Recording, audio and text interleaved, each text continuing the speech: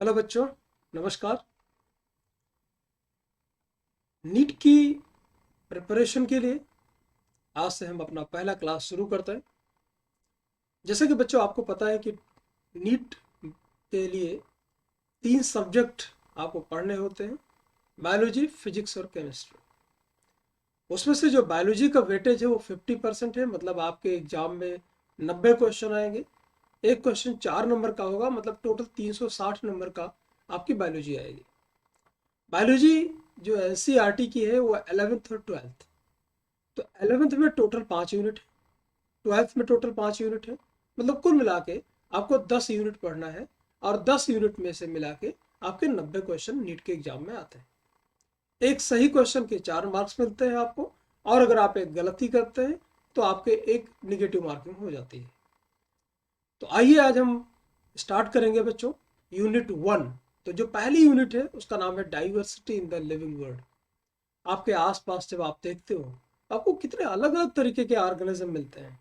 आपको प्लांट्स मिलेंगे, आपको एनिमल्स मिलेंगे, आपको नंगी आंख से ना दिखने वाले ऑर्गेनिज्म, बैक्टीरिया, वायरसेस दिखेंगे आपको, फंजाई दिखेंगे, प्लांट दिखेंगे, माइक्रोस्कोपिक एनिमल से लेकर बड़े बड़े वेल,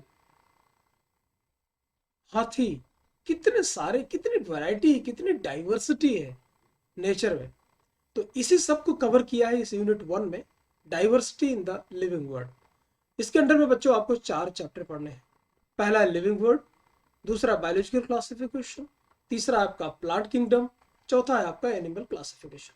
तो ये 4 चैप्टर हमें पढ़ने हैं यूनिट 1 के अंडर में। तो आइए हम शुरुआत करते हैं आज अपने पहले चैप्टर की, जो कि है लिविंग वर्ल्ड। तो बच्चों मैं हूं डॉक्टर नूतन प्रकाश विश्वकर्मा।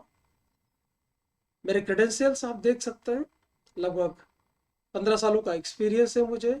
आप जैसे हजारों बच्चों को पढ़ा चुका हूँ, और उम्मीद करता हूँ कि इस वीडियो से, इस ट्यूटोरियल के माध्यम से मैं आपकी डॉक्टर बनने का जो सपना है उसे पूरा करने में जरूर सहायक सिद्ध होऊंगा।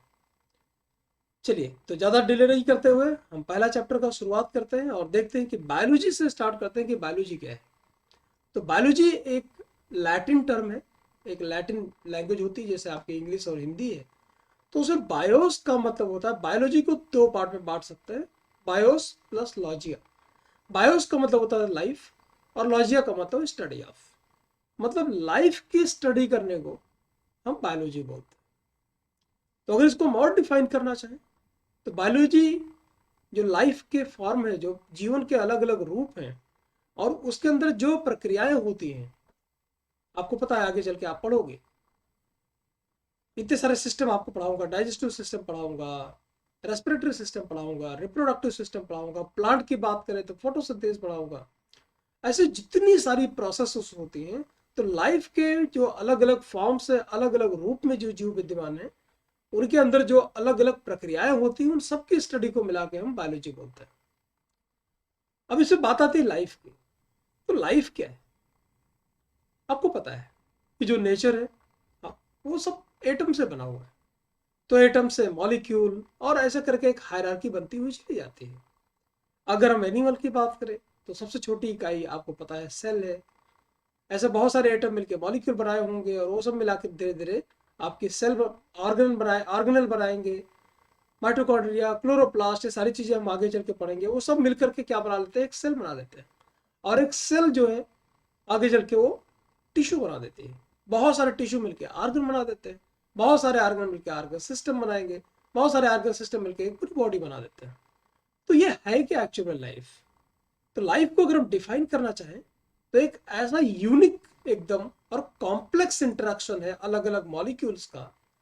अलग अलग जो मॉलिक्यूल्स है, डिफरेंट डिफरेंट मॉलिक्यूल्स है, वो इस तरह से कॉम्प्लेक्स तरीके से इंटरेक्शन करते हैं कि जिससे उनमें जो ऑर्गेनिज्म है उसके अंदर ग्रोथ होने लगता है, और रिप्रोडक्शन कर सकता है, मतलब अपने जैसे बच्चे पैदा कर सकता है, उसका डेवलपमेंट होता है, उसका रिस्पॉन्सिवनेस वो कर सकता है, मतलब नेचर से या मतलब अपनी सराउंडिंग से वो रिस्पॉन्स दे सकता है। रिस्पॉन्स कैसे, जैसे आपको गर्मी लगती है, आपको ठंडी लगती है, प्लांट है वो सनलाइट की तरफ भागता है। एंड एडेप्टेशन, एडेप्टेशन का मतलब है कि एनवायरनमेंट के हिसाब से खुद को ढाल लेना। अब बर्ड्स को देखो जो उड़ती हैं हवा में, अब उनके पंख हैं, उन्होंने डेवलप कर लिया। आप तालाब में देखिए, जो बतख है वो भी तो बर्ड है, लेकिन उसके पैर को देखो, उसके पैर में फ्लिपर होते हैं जिसे वो तैरता है। तो उसने अडेप्ट कर लिया है अपने एनवायरनमेंट के हिसाब से। तो इसको अडेप्टेशन बोलते हैं। मतलब जो डिफरेंट डिफरेंट मॉलिक्यूल्स हैं, जो आपके बायोमॉलिक्यूल्स हैं, उनमें आपस में कॉम्प्लेक्स तरीके से इंट्रैक्शन होता है, एक यूनिक तरीके से इंट्रैक्शन होता है, जिसके अंदर ग्रोथ, रिप्रोडक्शन, डेवलपमेंट, रिस्पॉन्सिवनेस और एडेप्टेशन आ जाता है। और लाइफ लगातार एक साइकिल है जो चलती रहती है। आप देखते हो यहाँ पे कैप्सिकम है, कैप्सिकम से सीड आपने मिट्टी में डाला, सीडलिंग ग्रो हुआ, धीरे धीरे पौधा बड़ा हुआ, फ्लावरिंग हुई, और बाद में यहाँ पर देखो आपको कैप्सिकम मिल गया। वापस इसकी सीड जमीन पे जाएगी और ये प्रोसेस वापस से रिपीट होती रहेगी, इसीलिए इसको लाइफ साइकिल बोलते हैं। ऐसा हमारे साथ भी होता है, बच्चे का डेवलपमेंट होगा, बड़ा होगा, एडल्ट हो जाएगा, बूढ़ा हो जाएगा और मर जाएगा। इस तरह से लाइफ चलती रहती है, इसी को लाइफ साइकिल बोलते हैं। चलिए, तो अब हमने बताया कि जो लाइफ है, तो लाइफ के कौन कौन से ऐसे कैरेक्टर हैं जो कि होने चाहिए या होते हैं एक लिविंग ऑर्गेनिज्म के अंदर, कौन कौन से कैरेक्टर होते हैं। तो एनसीईआरटी के हिसाब से, ये आपके जो मैं एक्सप्लेनेशन कर रहा हूँ एनसीईआरटी के हिसाब से कर रहा हूँ, शॉर्ट में कर रहा हूँ ताकि आपको आसानी से समझ में आए। और कुछ चीज़ें एनसीईआरटी से एडिशनल भी चीज़ें जो जरूरी होंगी वो आपको हमारे लेक्चर में मिलेंगे। तो पहला जो यूनिक कैरेक्टर है जो कि लिविंग बींग्स के अंदर होता है वो है ग्रोथ। सिंपल है, ग्रोथ क्या है भाई? ग्रोथ को अगर डिफाइन करना चाहें तो ये परमानेंट होती है और इरिवर्सिबल चेंज होता है। मतलब क्या हुआ, जैसे कोई प्लांट है और प्लांट की साइज बढ़ गई, एक बार अगर बढ़ गई, अब वो फोटोसिंथेसिस करे या ना करे, वो प्लांट डेथ कर जाएगा, लेकिन उसकी साइज छोटी नहीं होगी। हम बड़े हो गए, 5 फुट 6 इंच के हो गए, अब हम खाना खाए ना खाए, लेकिन वो हमारी हाइट रिड्यूस नहीं होगी। तो ये इरिवर्सिबल चेंज है सेल की साइज में, परमानेंट और इरिवर्सिबल चेंज। अब वो हो सकता है किसी एक सेल में हुआ हो रिवर्सिबल चेंज, परमानेंट है, या एज ए ऑर्गन में आप ले रहे हो, या पूरे के पूरे ऑर्गेनिज्म की आप बात कर रहे हो। तो जो ग्रोथ है वो परमानेंट और इरिवर्सिबल चेंज है। जितने सारे ऑर्गेनिज्म आपके नेचर में पाए जाते हैं उन सब के अंदर ग्रो करने की या ग्रोथ करने की कैपेसिटी होती है। हर कोई ग्रो करता है। आप अपना एग्जाम्पल लीजिए, देखिए जब स्पर्म और एग मिलते हैं तो देखिए जाइगोट बनता है, और धीरे धीरे करके डेवलपमेंट करते करते देखिए सेल की साइज, सेल के नंबर बढ़ते जा रहे हैं, बेबी दुनिया में आ जाता है, और धीरे धीरे करके हम बड़े होते चले जाते हैं। ठीक है।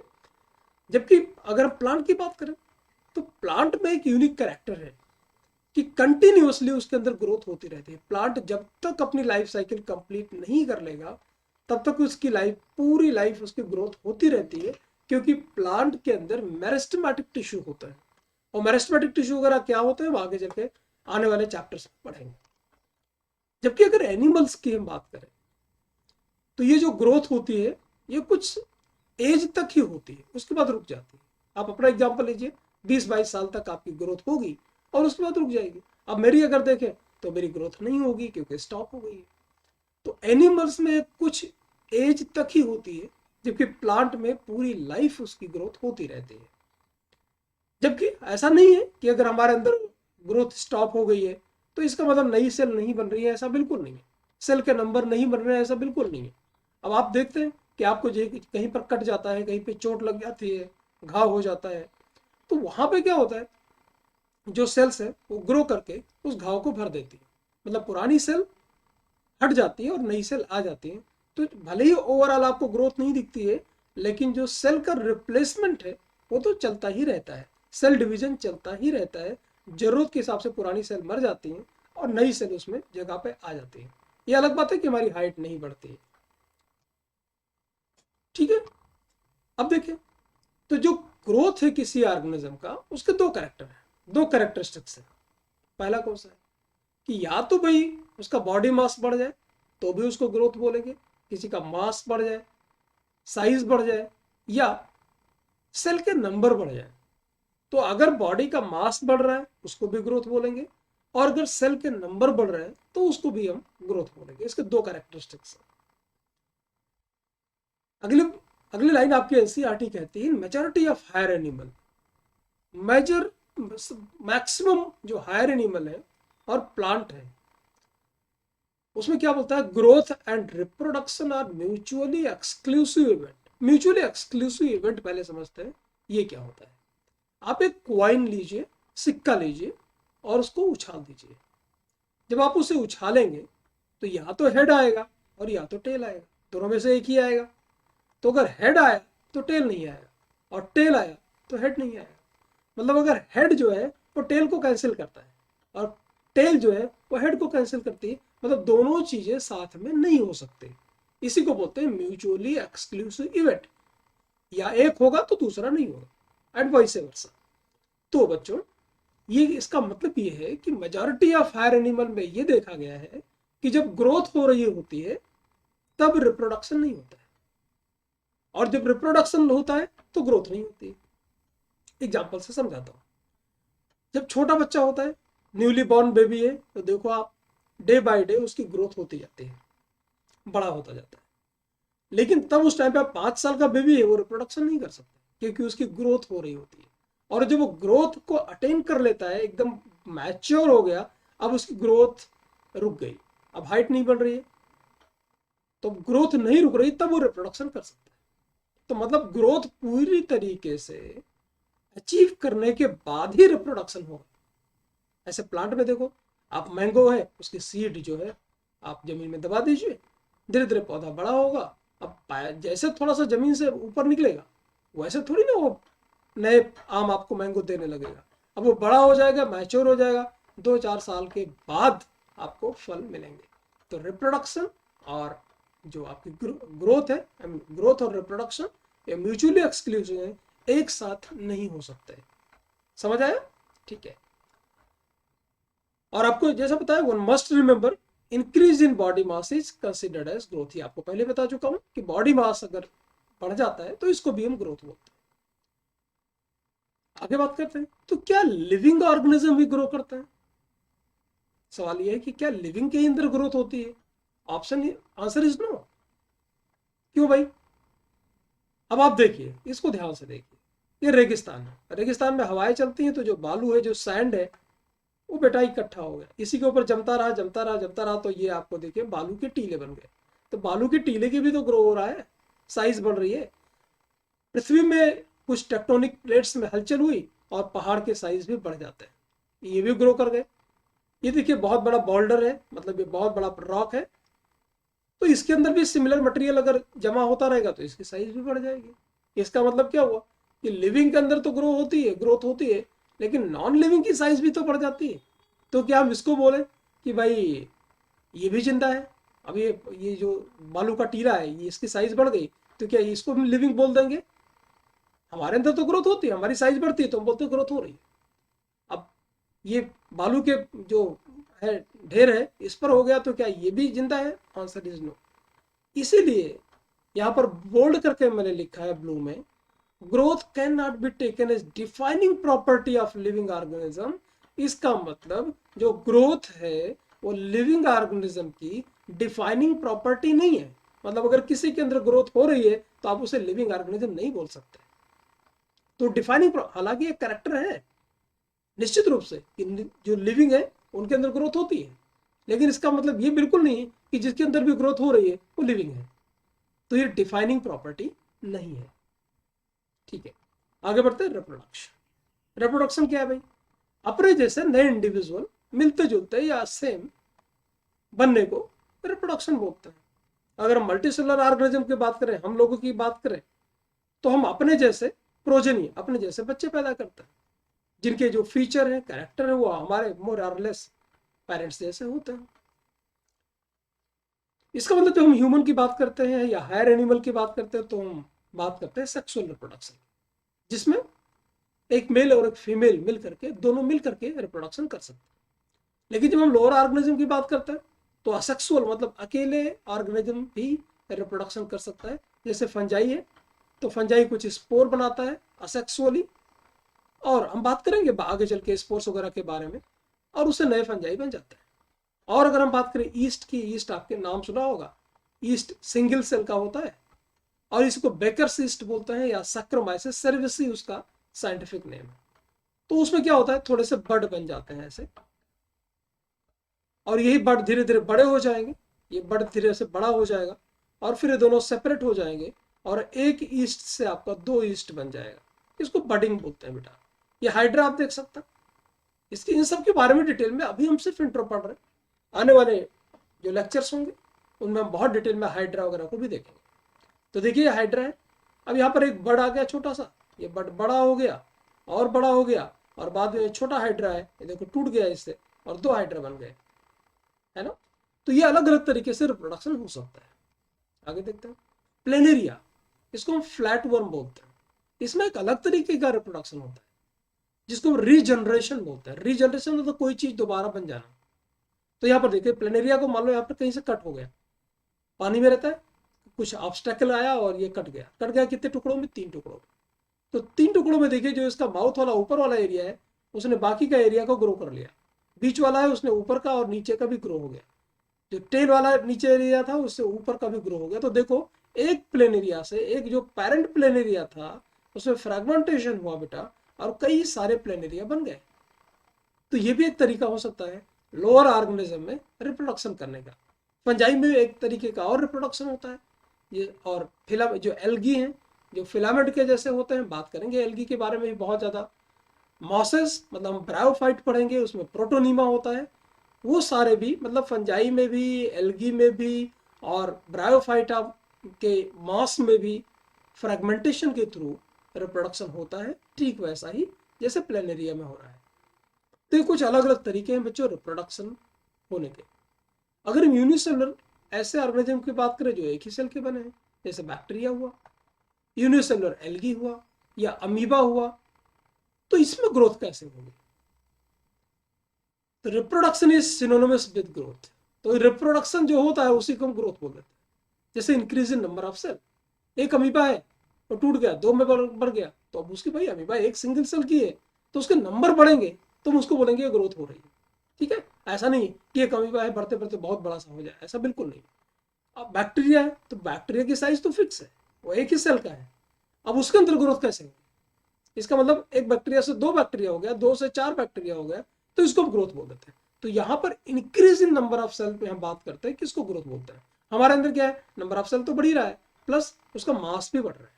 यहाँ पर ऐसा नहीं है, यहाँ सब नंबर ही बढ़ जाए ना तो भी हम ग्रोथ बोलेंगे। ठीक है, तो क्या ये जो मैंने बताया कि जो लिविंग ऑर्गेनिज्म है उनके अंदर ग्रोथ होती है, रिप्रोडक्शन होता है, तो रिप्रोडक्शन क्या जरूरी है कि जितने ऑर्गेनिज्म हैं और रिप्रोडक्शन करे ही? Answer is no. आप देखिए म्यूल को, खच्चर नाम सुना होगा आपने। खच्चर जो आप पहाड़ों पे चढ़ने जाते हो तो वो बहुत मजबूत होते हैं, उस पर आप बैठ के जा सकते हो। ईंट के भट्ठों पे ईंट वगैरह ढोने के काम में आते हैं। म्यूल वो स्टेराइल होते हैं और वो बच्चे पैदा नहीं कर सकते। हनी बी, श्रमिक मक्खियां, आपने को पता होगा जो मधु कलेक्ट करती हैं, जो शहद बनाती है, उनको हनी बी बोलते हैं। वो क्या है, स्टेराइल होती है, वर्कर बी बोलते हैं, श्रमिक मक्खी बोलते हैं, और रिप्रोडक्शन नहीं कर सकते। तो क्या वो जिंदा नहीं है? क्या वो लिविंग नहीं है?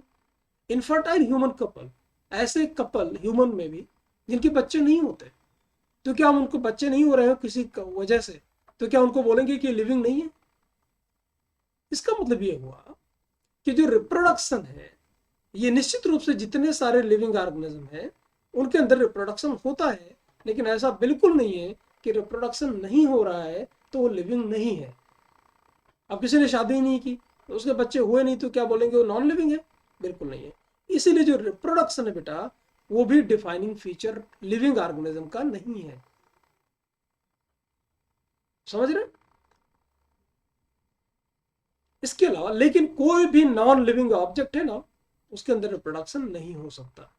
तो हमने 2 पढ़े, पहला क्या पढ़ा, ग्रोथ, वो भी डिफाइनिंग फीचर नहीं था, और दूसरा रिप्रोडक्शन, वो भी डिफाइनिंग फीचर नहीं है। आइए हम पढ़ते हैं तीसरा आपका characteristics, metabolism and cellular organisation. क्या होता है भाई, हमारे सेल के अंदर जो मॉलिक्यूल्स है वो आपस में केमिकल रिएक्शन होता रहता है। बहुत सारे रिएक्शंस होते हैं, कुछ चीजें बनती हैं, कुछ चीजें बिगड़ती हैं।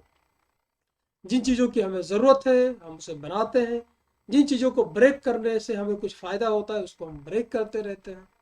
तो जितने सम टोटल मतलब अपनी बॉडी के अंदर ऑर्गेनिज्म के अंदर जितने भी बायोकेमिकल रिएक्शंस हैं उन सबको मिला के हम मेटाबॉलिज्म बोल देते हैं।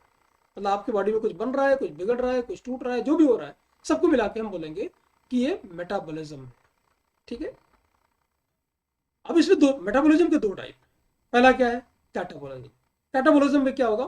कैटाबॉलिज्म को ऐसे याद रखिए, कोई कट जाए, कोई चीज टूट जाए, तो जब टूटे चीजें टूटेंगी, बड़ा मॉलिक्यूल है वो टूटेगा, तो छोटे छोटे यूनिट्स में ब्रेक हो जाएगा और कंपलसरी आपको एनर्जी मिलेगी। तो चीजों को तोड़ने से एनर्जी मिलेगी। और जब भी कोई कंस्ट्रक्शन का काम करेंगे, छोटे छोटे यूनिट से उनको जोड़ेंगे और एक मॉलिक्यूल बनाएंगे, तो उसमें एनर्जी खर्चा होगी। तो जब एनर्जी मिलेगी उसको कैटाबॉलिज्म बोलेंगे। जब एनर्जी खर्च करना पड़ेगा चीज़ों को बनाने में तो उसको एनाबॉलिज्म बोलेंगे। तो ये दो चीज़ें हैं, कैटाबॉलिज्म और एनाबॉलिज्म, ये दोनों को मिला के बोलेंगे मेटाबॉलिज्म। किसी भी नॉन लिविंग ऑर्गेनिज्म के अंदर ये प्रोसेस नहीं होता है। कोई भी नॉन लिविंग जो ऑर्गेनिज्म है वो उसके अंदर मेटाबॉलिज्म नहीं होगा। फिर भी देखते हैं, an isolated metabolic reaction outside the body of an organism performed in a test tube is neither living or non living। क्या कहने का मतलब है कि भाई आप टेस्ट ट्यूब ले लो और उसके अंदर कोई केमिकल रिएक्शन करो, तो वहां पर भी तो चीजें ब्रेक हो रही हैं, बन रही हैं, तो क्या वो मेटाबॉलिज्म है? Answer is no. वो केमिकल रिएक्शन है, ना ही वो लिविंग है ना ही वो नॉन लिविंग है। तो मेटाबॉलिज्म को हम ऐसा बोल सकते हैं कि दुनिया के जितने सारे ऑर्गेनिज्म हैं सबके अंदर मेटाबॉलिज्म कंपलसरी होगा ही होगा। अगर मेटाबॉलिज्म हो रहा है तो डिफाइनिंग प्रॉपर्टी है, मतलब वो लिविंग ऑर्गेनिज्म है। तो जो मेटाबॉलिज्म है बच्चों, वो डिफाइनिंग प्रॉपर्टी है किसकी? लिविंग ऑर्गेनिज्म की। ऑर्गेनिज्म कब बोलते हैं हम? बार बार ऑर्गेनिज्म शब्द यूज करते हैं, इसका मतलब क्या हुआ समझने की कोशिश करते हैं। आपको पता है एटम है, बहुत सारे एटम मिलके मॉलिक्यूल बनाएंगे, बहुत सारे मॉलिक्यूल मिलके मैक्रो मॉलिक्यूल बनाएंगे, बहुत सारे मैक्रो मॉलिक्यूल मिलके ऑर्गेनल बनाएंगे, बहुत सारे ऑर्गेनल असेंबल हो जाएंगे, सेल बन जाएगा, बहुत सारे सेल मिल जाएंगे, टिश्यू बन जाएगा, बहुत सारे टिश्यू मिल जाएंगे तो ऑर्गन बन जाएगा, बहुत सारे ऑर्गन मिलके ऑर्गन सिस्टम बना देंगे और ऑर्गन सिस्टम मिला के आपको हमारी बॉडी बन जाती है। तो ये देखो कितनी तरीके से ऑर्गेनाइज है। नेचर में कहीं पर भी देखोगे एटम से मॉलिक्यूल बनेगा, मॉलिक्यूल से एटम नहीं बनेगा, सेल से टिश्यू बनेगा, टिश्यू से सेल नहीं बनेगा। तो पूरी तरीके से एक ऑर्गेनाइज्ड है, पूरे नेचर में ऐसा ही होता है, इसीलिए हम ऑर्गेनिज्म बोलते हैं। तो ऑर्गेनाइज्ड होता है सारी चीजें, इसीलिए हम ऑर्गेनिज्म बोलते हैं। ओके। तो जो आइसोलेटेड मेटाबॉलिक रिएक्शन मैंने बताया कि भाई किसी टेस्ट ट्यूब में आप कोई रिएक्शन करवाते हो इन विट्रो, मतलब बॉडी के बाहर, तो ये क्या है? लिविंग तो नहीं है, बट श्योरली लिविंग रिएक्शन हो सकते हैं। मतलब हमारी बॉडी में जो कुछ भी हो रहा है उसे अगर हम बाहर अपने टेस्ट ट्यूब के अंदर करें तो वो हम नहीं बोलेंगे कि भाई ये टेस्ट ट्यूब लिविंग हो गई। लेकिन हाँ, जो रिएक्शन आप टेस्ट ट्यूब में कराओगे वो लिविंग रिएक्शन उसको बोल सकते हैं, लेकिन टेस्ट ट्यूब को लिविंग नहीं बोलेंगे।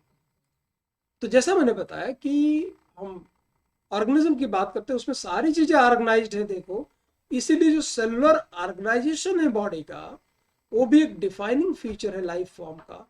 ऐसा सेल, टिश्यू, ऑर्गन, ऑर्गेनिज्म, ये सारी चीजें आपको नॉन लिविंग में नहीं मिलेगा। तो ये दो फीचर हैं, जो मेटाबॉलिज्म है वो भी डिफाइनिंग प्रॉपर्टी है, और जो सेलुलर ऑर्गेनाइजेशन है ऑर्गेनिज्म का वो भी डिफाइनिंग प्रॉपर्टी है। आइए अगला पढ़ते हैं, चौथा, जिसे बोलते हैं कॉन्शियसनेस। कॉन्शियसनेस क्या है? आपके आसपास क्या हो रहा है उसके बारे में पता होना, और बाहर से कुछ जो भी बताया आपको कि टेम्परेचर है ना, या कोई टच आपको करता है, या लाइट है प्लांट के केस में, उन सब से जो लिविंग ऑर्गेनिज्म है वो रिएक्शन देते हैं। एक्सटर्नल कोई भी स्टिमुलाई है उससे वह अवेयर होते हैं, उससे वो रिस्पॉन्स देते हैं, और इसी को बोलते हैं कॉन्शियसनेस। अब भी भाई स्टिमुलाई जो है हमें कैसे पता चलता है? हमारे पास सेंस ऑर्गन है, उससे हमें कोई फिजिकल, केमिकल, बायोलॉजिकल कोई भी स्टिमुलाई हो हम उसे रिसीव करते हैं, और उसी के रिस्पॉन्स में हम कोई ना कोई रिएक्शन देते हैं, है ना। उसी उसी के हिसाब से हमारे अंदर कुछ चेंज होता है। भाई गर्मी लग रही बहुत तो एसी चला लो, पंखा चला लो, ठंडी लग रही तो कपड़े पहन लो। ऐसे प्लांट की बात करें, जिधर सनलाइट अच्छी आ रही है उधर वो मुड़ जाएगा, मतलब वो रिस्पॉन्स दे रहा है। और देखिए फोटो पीरियड्स, किसी भी प्लांट को कितने घंटे की लाइट मिलती है, वो उसको कितने घंटे की लाइट मिलती है वो उसकी प्रोडक्शन को प्रभावित करता है। इसलिए आप देखते होंगे कि कोई भी जो फसल किसान उगाता है किसी भी महीने में नहीं उगा सकता है। उसको पता होता है कि भाई इस टाइम पे इसको फोटो पीरियड इतना ज़्यादा चाहिए तो उसका रिप्रोडक्शन अच्छा होगा, तो उसी तरीके से वो फसल को अलग अलग मौसम में उगाता है। तो जो फोटो पीरियड है वो प्लांट को और एनिमल को दोनों को प्रभावित करता है। All organism handle chemical centering in the body, हमारे अंदर बहुत सारी केमिकल्स की एंट्री होती है ना। So all organism therefore are aware of their surroundings, कोई भी ऑर्गेनिज्म है वो अपने सराउंडिंग से अवेयर होता है। एक ह्यूमन ही एक ऐसा है, सबके अंदर कॉन्शियसनेस होता है। एक ह्यूमन के अंदर है जो सेल्फ कॉन्शियसनेस है। एनसीईआरटी आपकी कहती है कि ह्यूमन ही एक ऐसा है जो सेल्फ कॉन्शियसनेस है। सबके अंदर कॉन्शियसनेस है, हमारे अंदर सेल्फ कॉन्शियसनेस है। मतलब बड़ा सिंपल मैं आपको बताता हूँ, भाई प्लांट है या दूसरे एनिमल है, उनके 2-3 रिक्वायरमेंट पूरी हो जाए वो खुश हो जाएगा। गाय है तो गाय को चारा मिल जाए, वो खा के खुश रहेगी। उसको घर कहाँ बनाना है ना। उसको दूसरों के बारे में कहाँ सोचना है कि इसने खाना खाया कि नहीं खाया, नेचर रहेगी कि नहीं रहेगी, पॉल्यूशन हो रहा है कि नहीं हो रहा है, कैसे पता चलेगा। हम ज़्यादा सोच सकते हैं, हम अपनी रिक्वायरमेंट तो पूरा करते हैं, इसके अलावा भी पूरी दुनिया के बारे में सोच सकते हैं। इसीलिए इसे सेल्फ कॉन्शियसनेस बोलते हैं। तो कॉन्शियसनेस आपको बताया कि सराउंडिंग से अवेयरनेस होने को हम कॉन्शियसनेस बोलते हैं, और एक डिफाइनिंग फीचर है लिविंग बीइंग का। तो हमने, और अगर हम तो लिविंग ऑर्गेनिज्म को अगर हम और डिफाइन करना चाहें कि भाई और इसको एक लाइन में डिफाइन करते हैं, तो लिविंग ऑर्गेनिज्म होते हैं सेल्फ रेप्लिकेटिंग होते हैं, मतलब खुद से अपने नंबर बढ़ा लेते हैं।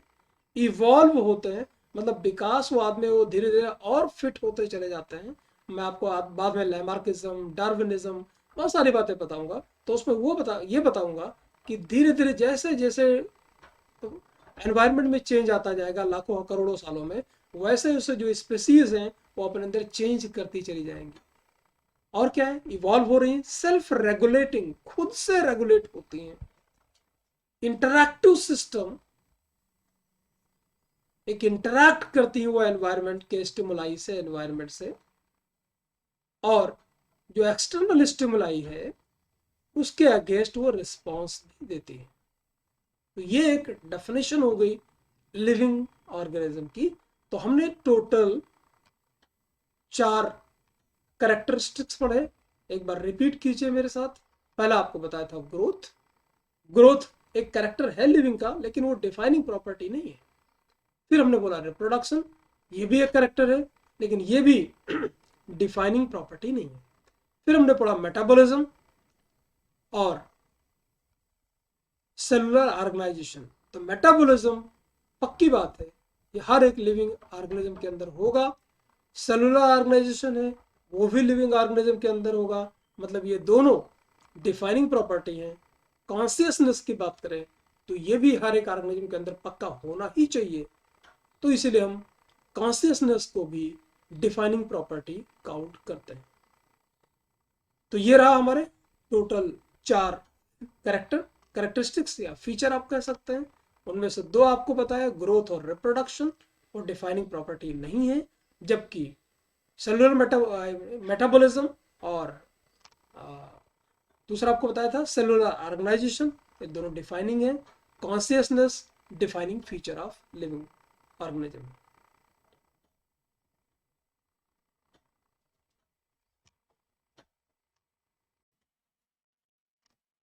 तो बच्चों बढ़ते हैं अपने नेक्स्ट पॉइंट की तरफ, diversity in the living world. पूरी पृथ्वी पे कितने तरीके के ऑर्गेनिज्म पाए जाते हैं, कितनी तरीके की स्पीसीज हैं, इसका एक आइडिया हम लेते हैं। तो बायोडाइवर्सिटी का मतलब बहुत ही सिंपल है कि कितने नंबर और कितने टाइप के ऑर्गेनिज्म पृथ्वी पर पाए जाते हैं, इसी को बायोडाइवर्सिटी बोलते हैं। तो कितने अब तक की स्पीसीज हैं जो रिपोर्टेड हैं, एनसीईआरटी के हिसाब से लगभग आज की डेट में 1.7 टू 1.8 मिलियन ऑफ स्पीसीज जो है लिविंग ऑर्गेनिज्म को रिपोर्टेड है। अब 1 मिलियन का मतलब हुआ 10 लाख, 1.7 मतलब 17 लाख से 18 लाख के बीच में इतनी स्पीसीज ऑर्गेनिज्म की रिपोर्टेड है। और उनमें से अगर हम देखें तो लगभग 12.5 लाख मीन्स 1.25 जो मिलियन स्पीसीज हैं वो एनिमल की हैं, मतलब लगभग 12.5 लाख स्पीसीज एनिमल की हैं, जबकि जो प्लांट की अगर हम बात करें लगभग 5.5 लाख 0.55 मतलब 5.5 लाख स्पीसीज है वो प्लांट की रिपोर्टेड है। अधिकतम स्पीसीज कहाँ पाई जाएंगी, कौन से ऑर्गेनिज्म की हैं, तो वो ग्रुप है आपका इंसेक्टा आर्थ्रोपोडा, उसको हम बहुत डिटेल में आगे पढ़ने वाले हैं। तो अधिकतम जो नंबर ऑफ ऑर्गेनिज्म पाए जाते हैं, जो उनकी स्पीसीज पाई जाती है, वो इंसेक्टा की पाई जाती है। दूसरे नंबर का जो सेकंड लार्जेस्ट ग्रुप है जो पाया जाता है दुनिया में, वो है मोलस्का से। अच्छा, कहाँ सबसे ज्यादा पाए जाएंगे? पूरी पृथ्वी में एक जैसा तो डिस्ट्रीब्यूशन होगा नहीं कि बराबर नंबर में स्पीसीज पूरी दुनिया में पाई जाती हैं। बहुत सिंपल है, जहां पर खाने पीने की चीजें ज्यादा उपलब्ध होंगी लोग वहां पे ज्यादा रहेंगे। सेम ऑर्गेनिज्म के साथ भी है, जहां पर पानी होगा, जहां पर सनलाइट अच्छी होगी, वहां पे ऑर्गेनिज्म की जो डाइवर्सिटी है वो सबसे ज्यादा होगी। तो सबसे ज्यादा जो डाइवर्सिटी देखी जाएगी नंबर ऑफ जो स्पीसीज प्रेजेंट होती हैं और ट्रॉपिकल रेन फॉरेस्ट में। ट्रॉपिकल रेन फॉरेस्ट का मतलब क्या हुआ? ऐसी जगह जहां पर हमेशा बारिश बहुत अच्छी होती हो, रेनफॉल अच्छी होती होगी, तो पानी होगी तो प्लांट होंगे, प्लांट होंगे तो उनको खाने के लिए बहुत सारे एनिमल्स होंगे, प्राइमरी कंज्यूमर सेकेंडरी कंज्यूमर बढ़ते जाएंगे। तो नंबर ऑफ स्पीसीज जो सबसे ज्यादा पाई जाती हैं वो ट्रॉपिकल रेन फॉरेस्ट में पाई जाती है।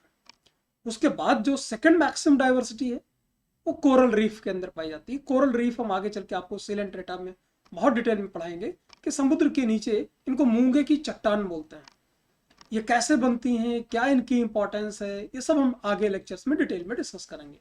तो सबसे ज्यादा जो स्पीसीज हैं, जो कोरल रीफ है, वो एक तरह से घर बन जाता है बाकी के स्पीसीज के रहने के लिए।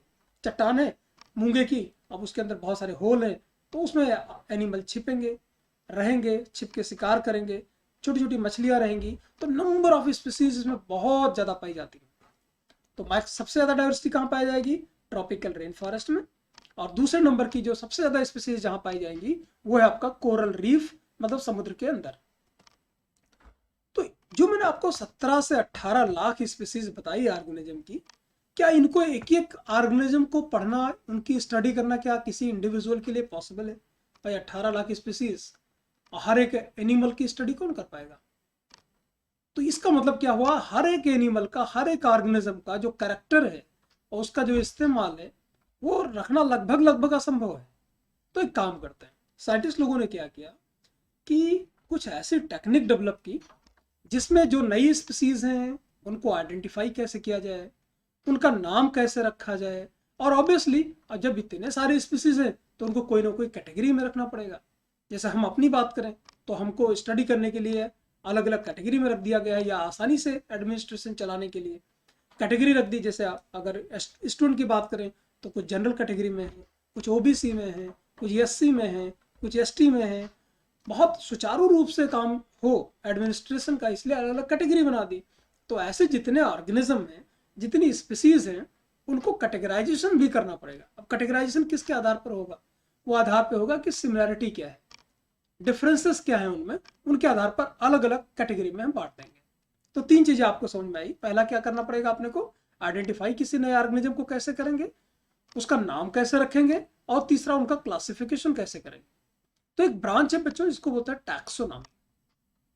इन्हीं तीनों को मिला के आइडेंटिफिकेशन कैसे करेंगे, नॉमेनक्लेचर कैसे करेंगे, और ऑर्गेनिज्म का क्लासिफिकेशन कैसे करेंगे, वो तीनों को मिला के हम बोलते हैं टैक्सोनॉमी। तो टैक्सोनॉमी साइंस की एक ऐसी ब्रांच है, बायोलॉजी की एक ऐसी ब्रांच है जिसमें इस बात की स्टडी की जाती है कि ऑर्गेनिज्म का आइडेंटिफिकेशन कैसे करेंगे, नॉमेनक्लेचर कैसे करेंगे, और क्लासिफिकेशन कैसे करेंगे।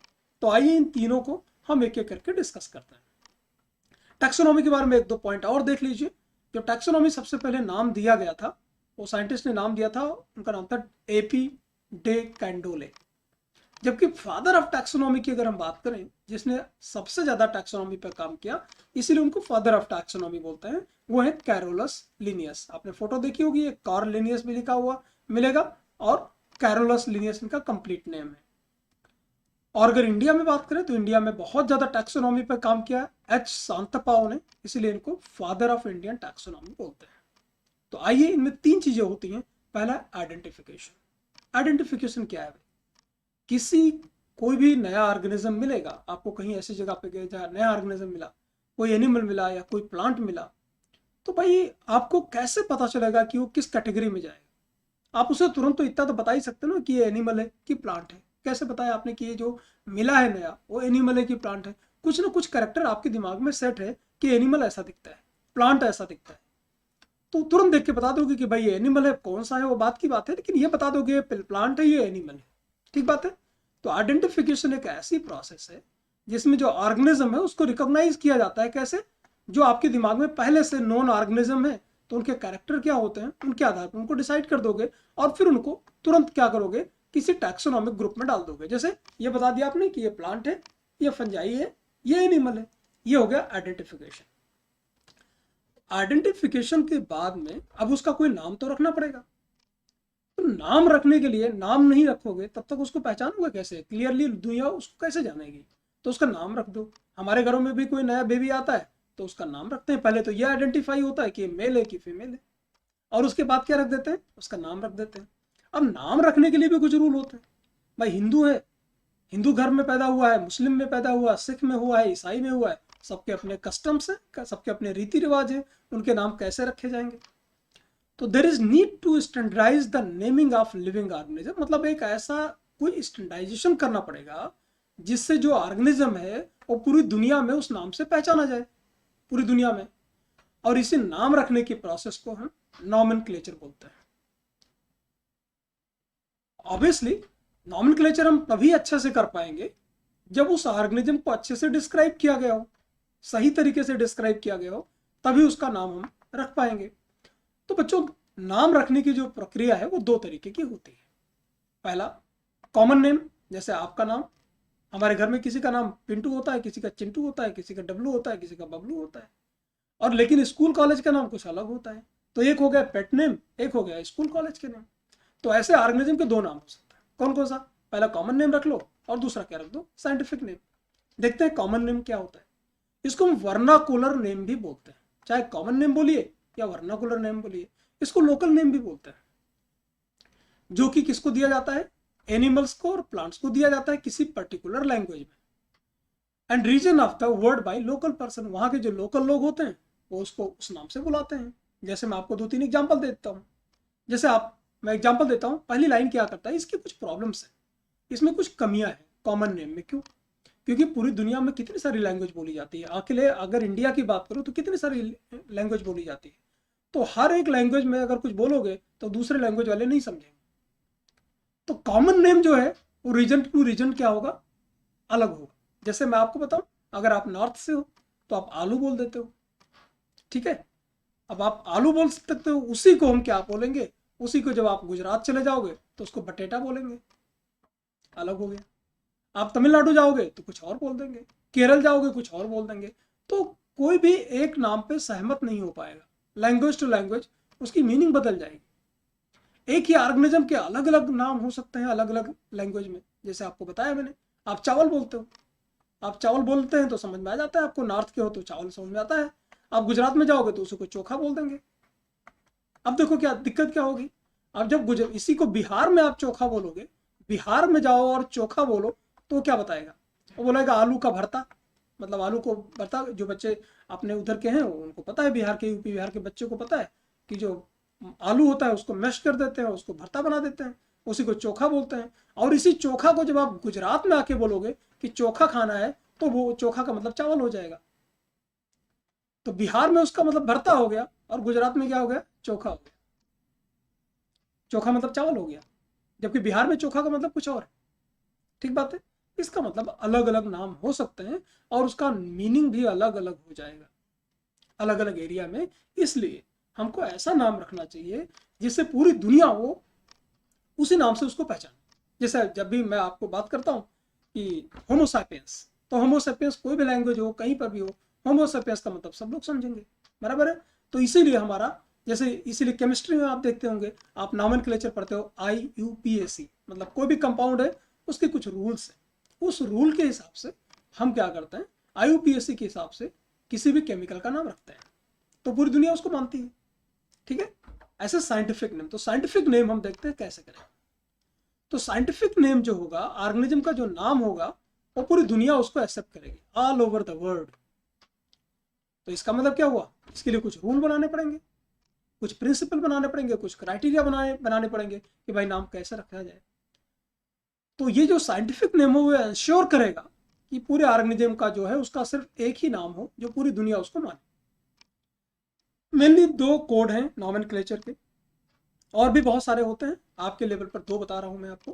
पहला आपका ICBN, international code for botanical nomenclature, मतलब किसी प्लांट का अगर आपको साइंटिफिक नेम रखना है तो आईसीबीएन के रूल के हिसाब से रखना पड़ेगा।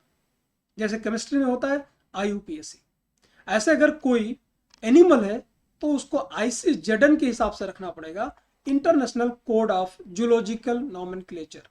ऐसे है अगर कोई बैक्टीरिया है तो ICBACN, international code for bacterial nomenclature.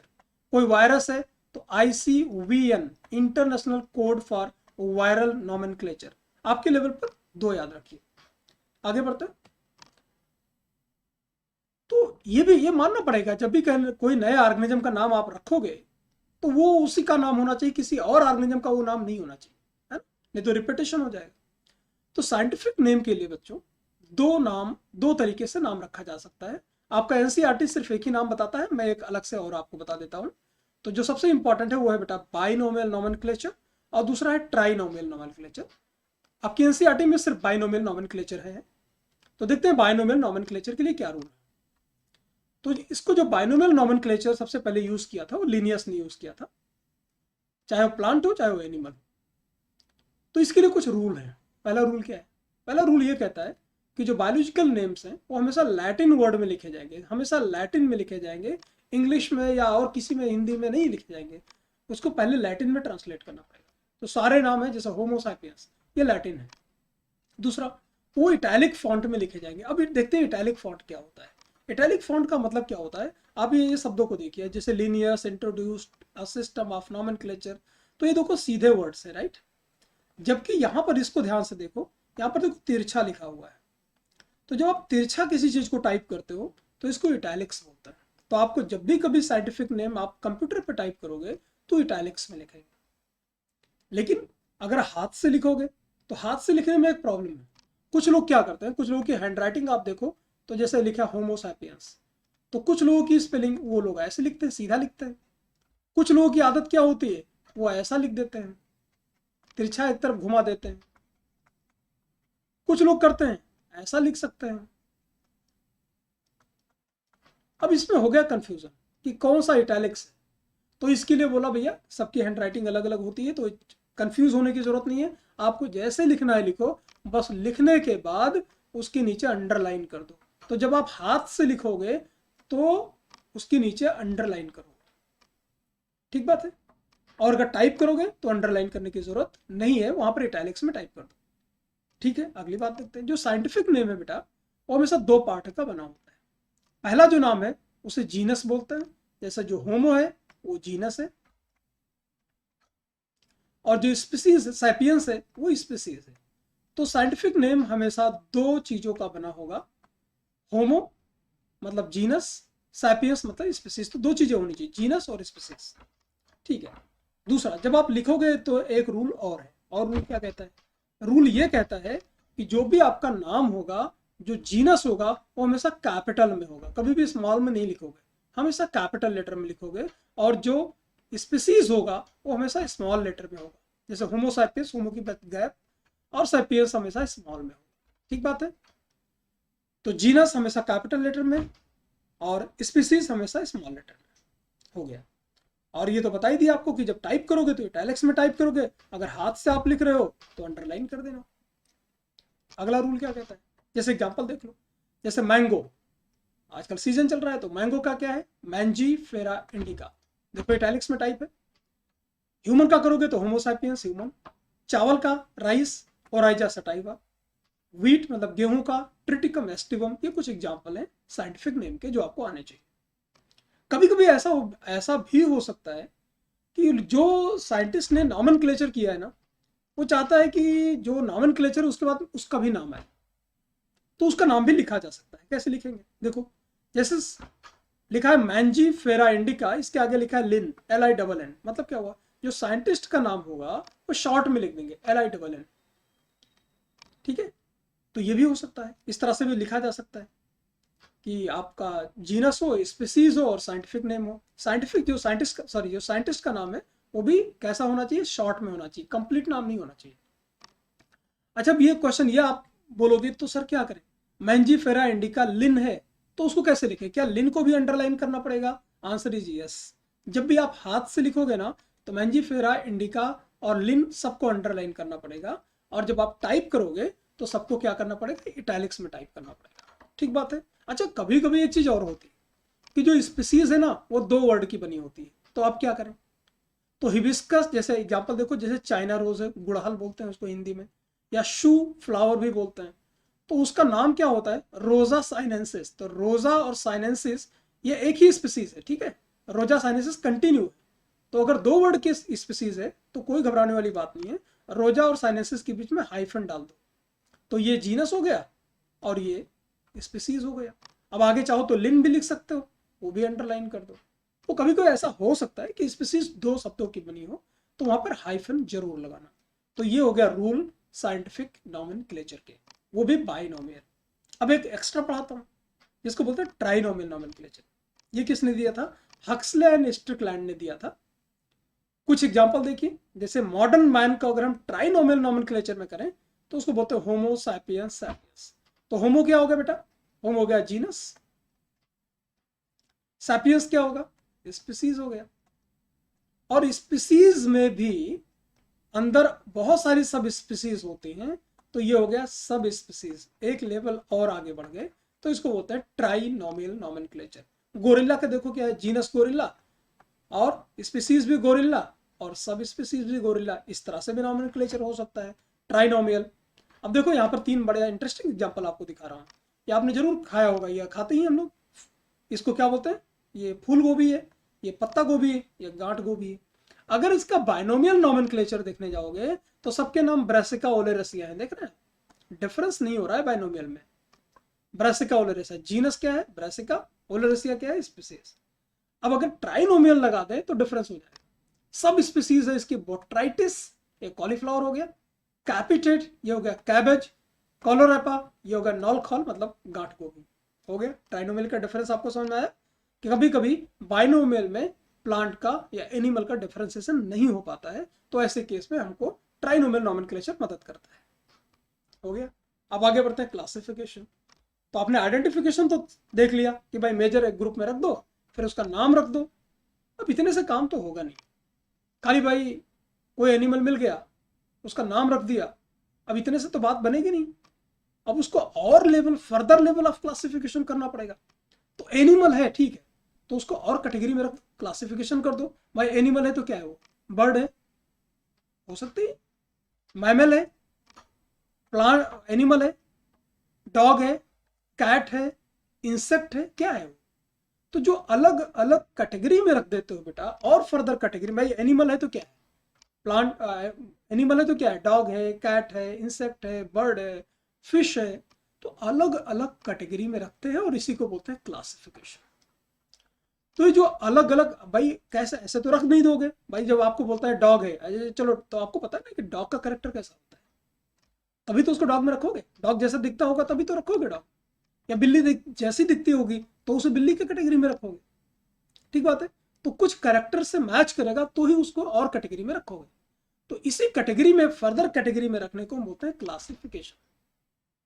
अब क्लासिफिकेशन अगर करोगे तो उससे और फायदा होगा, क्यों, और लेवल, जैसे आपने उसको जो एनिमल मिला उसको आपने देखा वो एनिमल है, ऑर्गेनिज्म मिला उसको देखा आपने एनिमल है, कहीं आप घूमने गए जंगल में, कहीं ऐसी जगह पे साइंटिस्ट गए जहाँ पर कुछ मिला और लगा भाई चलो ये एनिमल है, तो उसको और क्लासीफाई करो, अभी क्या है तो पता लगे डॉग है। अब डॉग तो आप देखते होगे, आप अपने आसपास देखते हो कितने तरीके के डॉग होते हैं, डॉबरमैन है ना, और पामेलियन है, ऐसे करके कितने डॉग हैं। अब उनके अंदर और कैटेगरी आप बना सकते हो कि और जो कैटेगरी है एनसीईआरटी आपकी कहती है कि classification allow for more specific categorisation, और स्पेसिफिक कैटेगराइजेशन कर सकते हो, जैसे अल्स्टियन। अल्स्टियन क्या है, एक ब्रीड है, किसका? कुत्ते का। क्लासिफिकेशन से फायदा हुआ। पहला तो वो एनिमल है, दूसरा क्या हुआ? वो डॉग है, और डॉग में भी कौन सी ब्रीड है? एल्स्टियन। ऐसे ही जब आपको कोई प्लांट मिलेगा, अब मैमल है तो मैमल के भी कुछ ना कुछ करेक्टर होते हैं, वो आपको पता है। उसके हिसाब से एनिमल अगर होगा, मैमल होगा, तो उसके एक्सटर्नल ईयर होंगे, कान होंगे बाहरी, और उसके शरीर पर क्या होंगे? बाल होंगे। ऐसे व्हीट है, अगर प्लांट है तो भाई प्लांट दिखा तो ये क्या प्लांट है। अगर आपको प्लांट मिल गया तो प्लांट में क्या है? ये व्हीट है। अब व्हीट में भी चाहो तो व्हीट की कितनी सारी वैरायटी है, उसमें रख सकते हो। तो जितने सारे कैटेगरीज हैं बेटा, चाहे डॉग हो, चाहे कैट हो, चाहे मैमल हो, चाहे व्हीट हो, राइस हो, प्लांट हो, एनिमल हो, ये अपने कन्वीनियंसी के हिसाब से हम ग्रुप बना लेते हैं। और इसी कैटेगरी को, सारे कैटेगरीज को हम साइंटिफिकली टैक्सा बोलते हैं। क्या बोलते हैं? कि टैक्सा। चाहे इसको कैटेगरी बोल दो, और साइंटिफिकली डॉग को हम क्या बोल देंगे? टैक्सा। तो कैट भी एक टैक्सा है, मैमल भी एक टैक्सा है, व्हीट भी एक टैक्सा है, मतलब एक कैटेगरी है। तो टैक्सोनॉमी कुछ नई नहीं है ना। जब से ह्यूमन का सिविलाइजेशन हुआ, ह्यूमन के अंदर लैंग्वेज हो गई, तो आदमी स्टार्टिंग से ही भाई, जब भाई जंगलों में रहता था तो वो ढूंढता था कि भाई कौन सी चीज़ें खाने पीने की हैं, कौन सा एनिमल है वो उसके फायदे का है, कौन सा है जो नुकसानदायक है। तो कैटेगराइजेशन तो उन्होंने किया, किससे डरना चाहिए, किससे भागना चाहिए, किसके साथ क्या करना चाहिए। कुत्ते को पाल लेना चाहिए, उससे अपने को फायदा है। तो हमेशा ह्यूमन जानना चाहता था कौन सा प्लांट को हम खा सकते हैं, किसको नहीं खा सकते हैं। तो हमने क्या किया, ह्यूमन ने क्या किया, उनका क्लासिफिकेशन स्टार्टिंग से ही करना शुरू कर दिया था, कुछ अपने इस्तेमाल के लिए। ठीक बात है, यही लिखा हुआ है। तो इन अर्ली डेज, मतलब शुरुआती दिनों में, human being needed to find source for their basic need of food. भाई क्यों क्लासिफिकेशन करता था? क्योंकि उसको खाना चाहिए, उसको आइडेंटिफाई करना है कि किसको खाने के रूप में खा सकता है, और कहाँ से उसको कपड़े मिल सकते हैं, वो कहाँ रह सकता है। तो जो स्टार्टिंग का क्लासिफिकेशन सिस्टम था हमारा, वो इस पे था कि उनका यूज कैसे करना है ऑर्गेनिज्म का, चाहे वो प्लांट हो चाहे वो एनिमल हो। ठीक बात है। उसके बाद थोड़ा सा और आगे बढ़ा, तो आइडेंटिफिकेशन तो ठीक है, नॉमेनक्लेचर ठीक है, क्लासिफिकेशन ठीक है। अब उसका एक एक स्टेप और आगे बढ़ जाता है। एक स्टेप आगे क्या बढ़ जाता है कि हम ये देखते हैं, साइंटिस्ट लोगों ने या ह्यूमन ने ये सोचा कि जितने ऑर्गेनिज्म दुनिया में आसपास पाए जा रहे हैं, क्या इनमें आपस में विकासवाद में कोई रिलेशन है? आपको पता है, विकासवाद पूरी पता है कि एक प्रक्रिया है, एक सतत प्रक्रिया है जो हमेशा चलती रहती है। बदलते हुए एनवायरनमेंट के हिसाब से जो एनिमल है या जो ऑर्गेनिज्म है वो अपने आप को ढालता रहता है। जो नहीं ढाल पाता वो खत्म हो जाता है। आपको पता होगा, डायनासोर खत्म हो गए। कॉकरोच अगर परमाणु विस्फोट हो जाए तो भी अपने आप को बचा लेगा। ठीक बात है। तो इसीलिए अब उसमें साइंटिस्ट लोगों ने एक और नया दिमाग लगाया कि आइडेंटिफिकेशन, नॉमेनक्लेचर, क्लासिफिकेशन, ओके, क्या ये जितने ऑर्गेनिज्म हैं, क्या उनमें आपस में कोई विकासवाद में कोई उनमें रिलेशन है, इवोल्यूशनरी रिलेशनशिप है। तो उसी को जब इवोल्यूशनरी रिलेशनशिप के आधार पर उन्होंने क्लासिफिकेशन करना शुरू किया, तो हमको उसी ब्रांच ऑफ स्टडी को बोल दिया सिस्टमैटिक्स। तो टैक्सोनॉमी में क्या है? तीन चीजें, आइडेंटिफिकेशन, नॉमेनक्लेचर, क्लासिफिकेशन। अब उसमें एक चीज और जोड़ दो, क्या? Evolutionary relationship. तो उसी को बोलते हैं सिस्टमैटिक्स। तो सिस्टमैटिक्स में ही क्या आ गया? टैक्सोनॉमी भी आ गई। ठीक है। तो सिस्टमैटिक्स देखते हैं, पहले शब्द किसने यूज किया। सिस्टमैटिक का लैटिन नाम है, और उसका मतलब देखोगे क्या है? सिस्टम, मतलब सिस्टमैटिक अरेंजमेंट ऑफ ऑर्गेनिज्म। मतलब जो ऑर्गेनिज्म मिला है उसको सिस्टमैटिकली अरेंज कर दो कि वो किस ग्रुप में जाएगा। तो उन्होंने एक किताब छापी, और उस किताब का नाम था सिस्टेमा नेचुरी। किसने? कैरोलस लिनियस ने। तो एक कैरोलस लिनियस ने ही सबसे पहले नाम यूज किया था सिस्टमैटिक्स, और उन्होंने एक किताब लिखी, उसकी फ्रंट पेज आपके सामने है। एग्जाम में क्वेश्चन पूछता है कि भाई सिस्टेमा नेचुरी किसने लिखी, या कैरोलस लिनियस की बुक का नाम क्या था। तो आपको बता दिया कि सिस्टमैटिक में कितनी चीजें आ गई, आपकी सारी चीजें आ गई। आइडेंटिफिकेशन आ गया, नॉमेनक्लेचर आ गया, क्लासिफिकेशन आ गया। ठीक है। तो टैक्सोनॉमी से बड़ा क्या हो गया? सिस्टमैटिक। इनफैक्ट आप ये भी बोल सकते हो कि टैक्सोनॉमी में ही सिस्टमैटिक्स भी आ गया। इवोल्यूशन रिलेशनशिप वाला कंसेप्ट भी ले लो तो सिस्टमैटिक्स हो गया।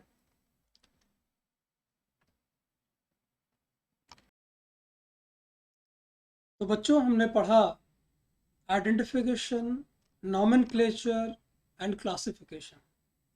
तो क्लासिफिकेशन में मैंने आपको बताया कि जो ऑर्गेनिज्म होगा उसको अलग अलग कैटेगरीज में बांट दिया जाए, और उन कैटेगरीज को हम टैक्सॉन बोलेंगे। एक कैटेगरी को टैक्सॉन और उसके प्लूरल को हम टैक्सा। तो आइए हम देखते हैं कि कौन कौन सी इंपॉर्टेंट हैं जो कैटेगरीज साइंटिस्ट लोगों ने डेवलप की। तो उसी को बोलते हैं टैक्सोनॉमिक कैटेगरी। देखते हैं कौन कौन से टैक्सोनॉमिक कैटेगरी है। क्योंकि इसे जो है, जो कैटेगरी बनाई थी वो बेसिकली ये कैरोलस लिनियस ने बनाई थी, इसीलिए इसे लिनियन हायरार्की भी बोलते हैं। या टैक्सोनॉमिक, सारी की सारी कैटेगरीज को अगर मिला दें तो उसको हम टैक्सोनॉमिक हायरार्की भी बोलते हैं। हायरार्की का मतलब समझते हैं क्या है। हायरार्की का मतलब है कि जैसे अपनी कंट्री, तो कंट्री के अंदर देखिए पहले कंट्री आया, तो कंट्री में अगर हम पोजीशन की बात करें तो पहले प्रेसिडेंट आया, उसके नीचे आओगे तो प्राइम मिनिस्टर, ऐसे आप देखोगे तो चीफ मिनिस्टर, राज्यपाल, मिनिस्टर्स, ऐसे एक हायरार्की है। आप स्कूल में देखोगे तो प्रिंसिपल, फिर टीचर्स, फिर क्लर्क, फिर प्यून। इसका मतलब क्या हुआ, एक हायरार्की, एक रैंकिंग है जो प्रिंसिपल से लेकर के प्यून तक जाती है। तो जो कैटेगरीज हैं, तो कौन सी सबसे बड़ी कैटेगरी है, उसके अंदर में कौन सी कैटेगरी है, उसके अंडर में कौन सी, उसके नीचे कौन सी कैटेगरी है। जैसे कंट्री, स्टेट, स्टेट के अंदर डिस्ट्रिक्ट, डिस्ट्रिक्ट के अंदर तहसील, ऐसा करके देख रहे हो एक कैटेगरीज बनती है। तो रैंकिंग है ऐसा। तो डिस्ट्रिक्ट आता है किसके अंडर में, स्टेट के अंडर में, स्टेट के अंडर में डिस्ट्रिक्ट नहीं आता। तो इसी को बच्चों इसीलिए इसे रैंकिंग भी बोलते हैं। और टैक्सा तो मतलब आपको समझा ही दिया। तो जो जितनी भी कैटेगरीज हैं उनको हम यूनिट ऑफ क्लासिफिकेशन बोलते हैं, और हर एक जो रैंक या कैटेगरी है उसी को हम टैक्सॉन बोलते हैं, जो कि हम पहले बात कर चुके हैं। तो आइए देखते हैं कौन कौन से टैक्सॉन हैं जो हमें पढ़ने हैं या हम यूज़ करते हैं। तो टोटल अगर आप देख पाओगे तो टोटल आपको 7 कैटेगरीज मिलेंगी, 7 ऑब्लिगेट कैटेगरीज। मतलब ये तो होनी ही चाहिए, इससे ज़्यादा भी हो सकती है, लेकिन इतनी मिनिमम 7 तो चाहिए। इसके अलावा क्या हो सकता है, क्या कहती है आपके एनसीईआरटी, कि इस जो कैटेगरीज हैं उसमें सब कैटेगरीज भी हो सकते हैं। और ज़्यादा अच्छे से अगर आपको क्लासिफिकेशन करना है तो उसके अंदर सब कैटेगरी भी हो सकती है। देखते हैं क्या होता है। फिलहाल अभी हम बात करते हैं कि चाहे एनिमल हो चाहे प्लांट हो, जो सबसे छोटी कैटेगरी मिलेगी आपको, लोवेस्ट कैटेगरी होगी स्पीसीज। और जब से टॉप की होगी वो आपकी क्या होगी, किंगडम। तो जैसे हम नीचे से लोवेस्ट रैंक से ऊपर बढ़ेंगे, स्पीसीज से कहाँ बढ़ेंगे, ऊपर की तरफ बढ़ेंगे, वैसे जो कॉमन कैरेक्टर हैं एनिमल के अंदर या ऑर्गेनिज्म के अंदर वो घटते चले जाएंगे। इसको हम चलो एग्जाम्पल से समझते हैं। और एक पॉइंट और देख लेते हैं, फिर आगे आपको बताते हैं कि जो स्पीसीज है बेटा, उसी को बेसिक यूनिट ऑफ क्लासिफिकेशन बोलते हैं। अब चलो दो दो इसमें कंसेप्ट आए, उनको मैं एक्सप्लेन करते हैं। पहले तो ये देखते हैं कि जो 7 कैटेगरीज हैं उसमें सब कैटेगरीज क्या हो सकती हैं। तो ये तो ऑब्लिगेट कैटेगरीज है। तो पहले तो इनको 7 ऑब्लिगेट कैटेगरीज को चलो हम याद करना आपको सिखाते हैं कि इसको याद कैसे करेंगे। तो शॉर्टकट है कीप। आप बर्तन, जो आपका घर के बर्तन है उनको साफ तो रखना पड़ेगा, नहीं अगर साफ किया आपने तो बीमार हो सकते हैं। तो कीप पॉट क्लीन और फैमिली गेट सिक, फैमिली बीमार हो जाएगी। तो कीप से देख लिया हमने किंगडम, पॉट से रख दिया फाइलम, क्लीन से समझ गए क्लास, और से समझ गए ऑर्डर, फैमिली तो ऐसे ही लिखा हुआ है सच, गेट से हो गया जीनस, और सिक मतलब बीमार से हो गया स्पीसीज। तो आप याद रखिएगा कीप पॉट क्लीन और फैमिली गेट सिक। तो ये 7 ऑब्लिगेट कैटेगरीज हैं।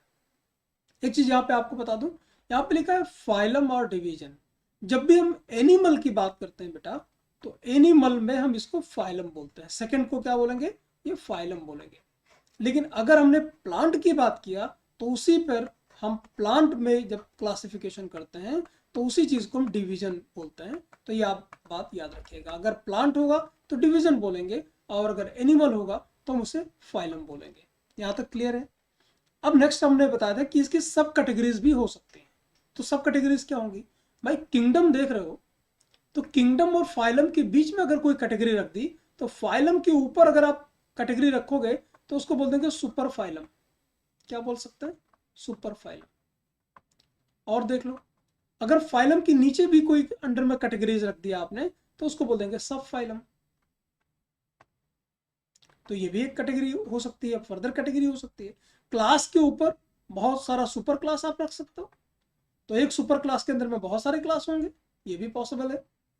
और क्लास के एक क्लास के अंदर में बहुत सारे सब क्लास भी हो सकते हैं। तो इस तरह से फर्दर सब कैटेगरीज जो है वो पॉसिबल है रखनी। ये दो चीज़ें समझ में हो गई। हमने दो चीज़ें देखी, पहला कि ये सारों कैटेगरी को जो साथ के साथ उनको कैसे याद करना है, और फिर मैंने आपको ये बताया कि सब कैटेगरीज भी जरूरत पड़ने पर हम रख सकते हैं।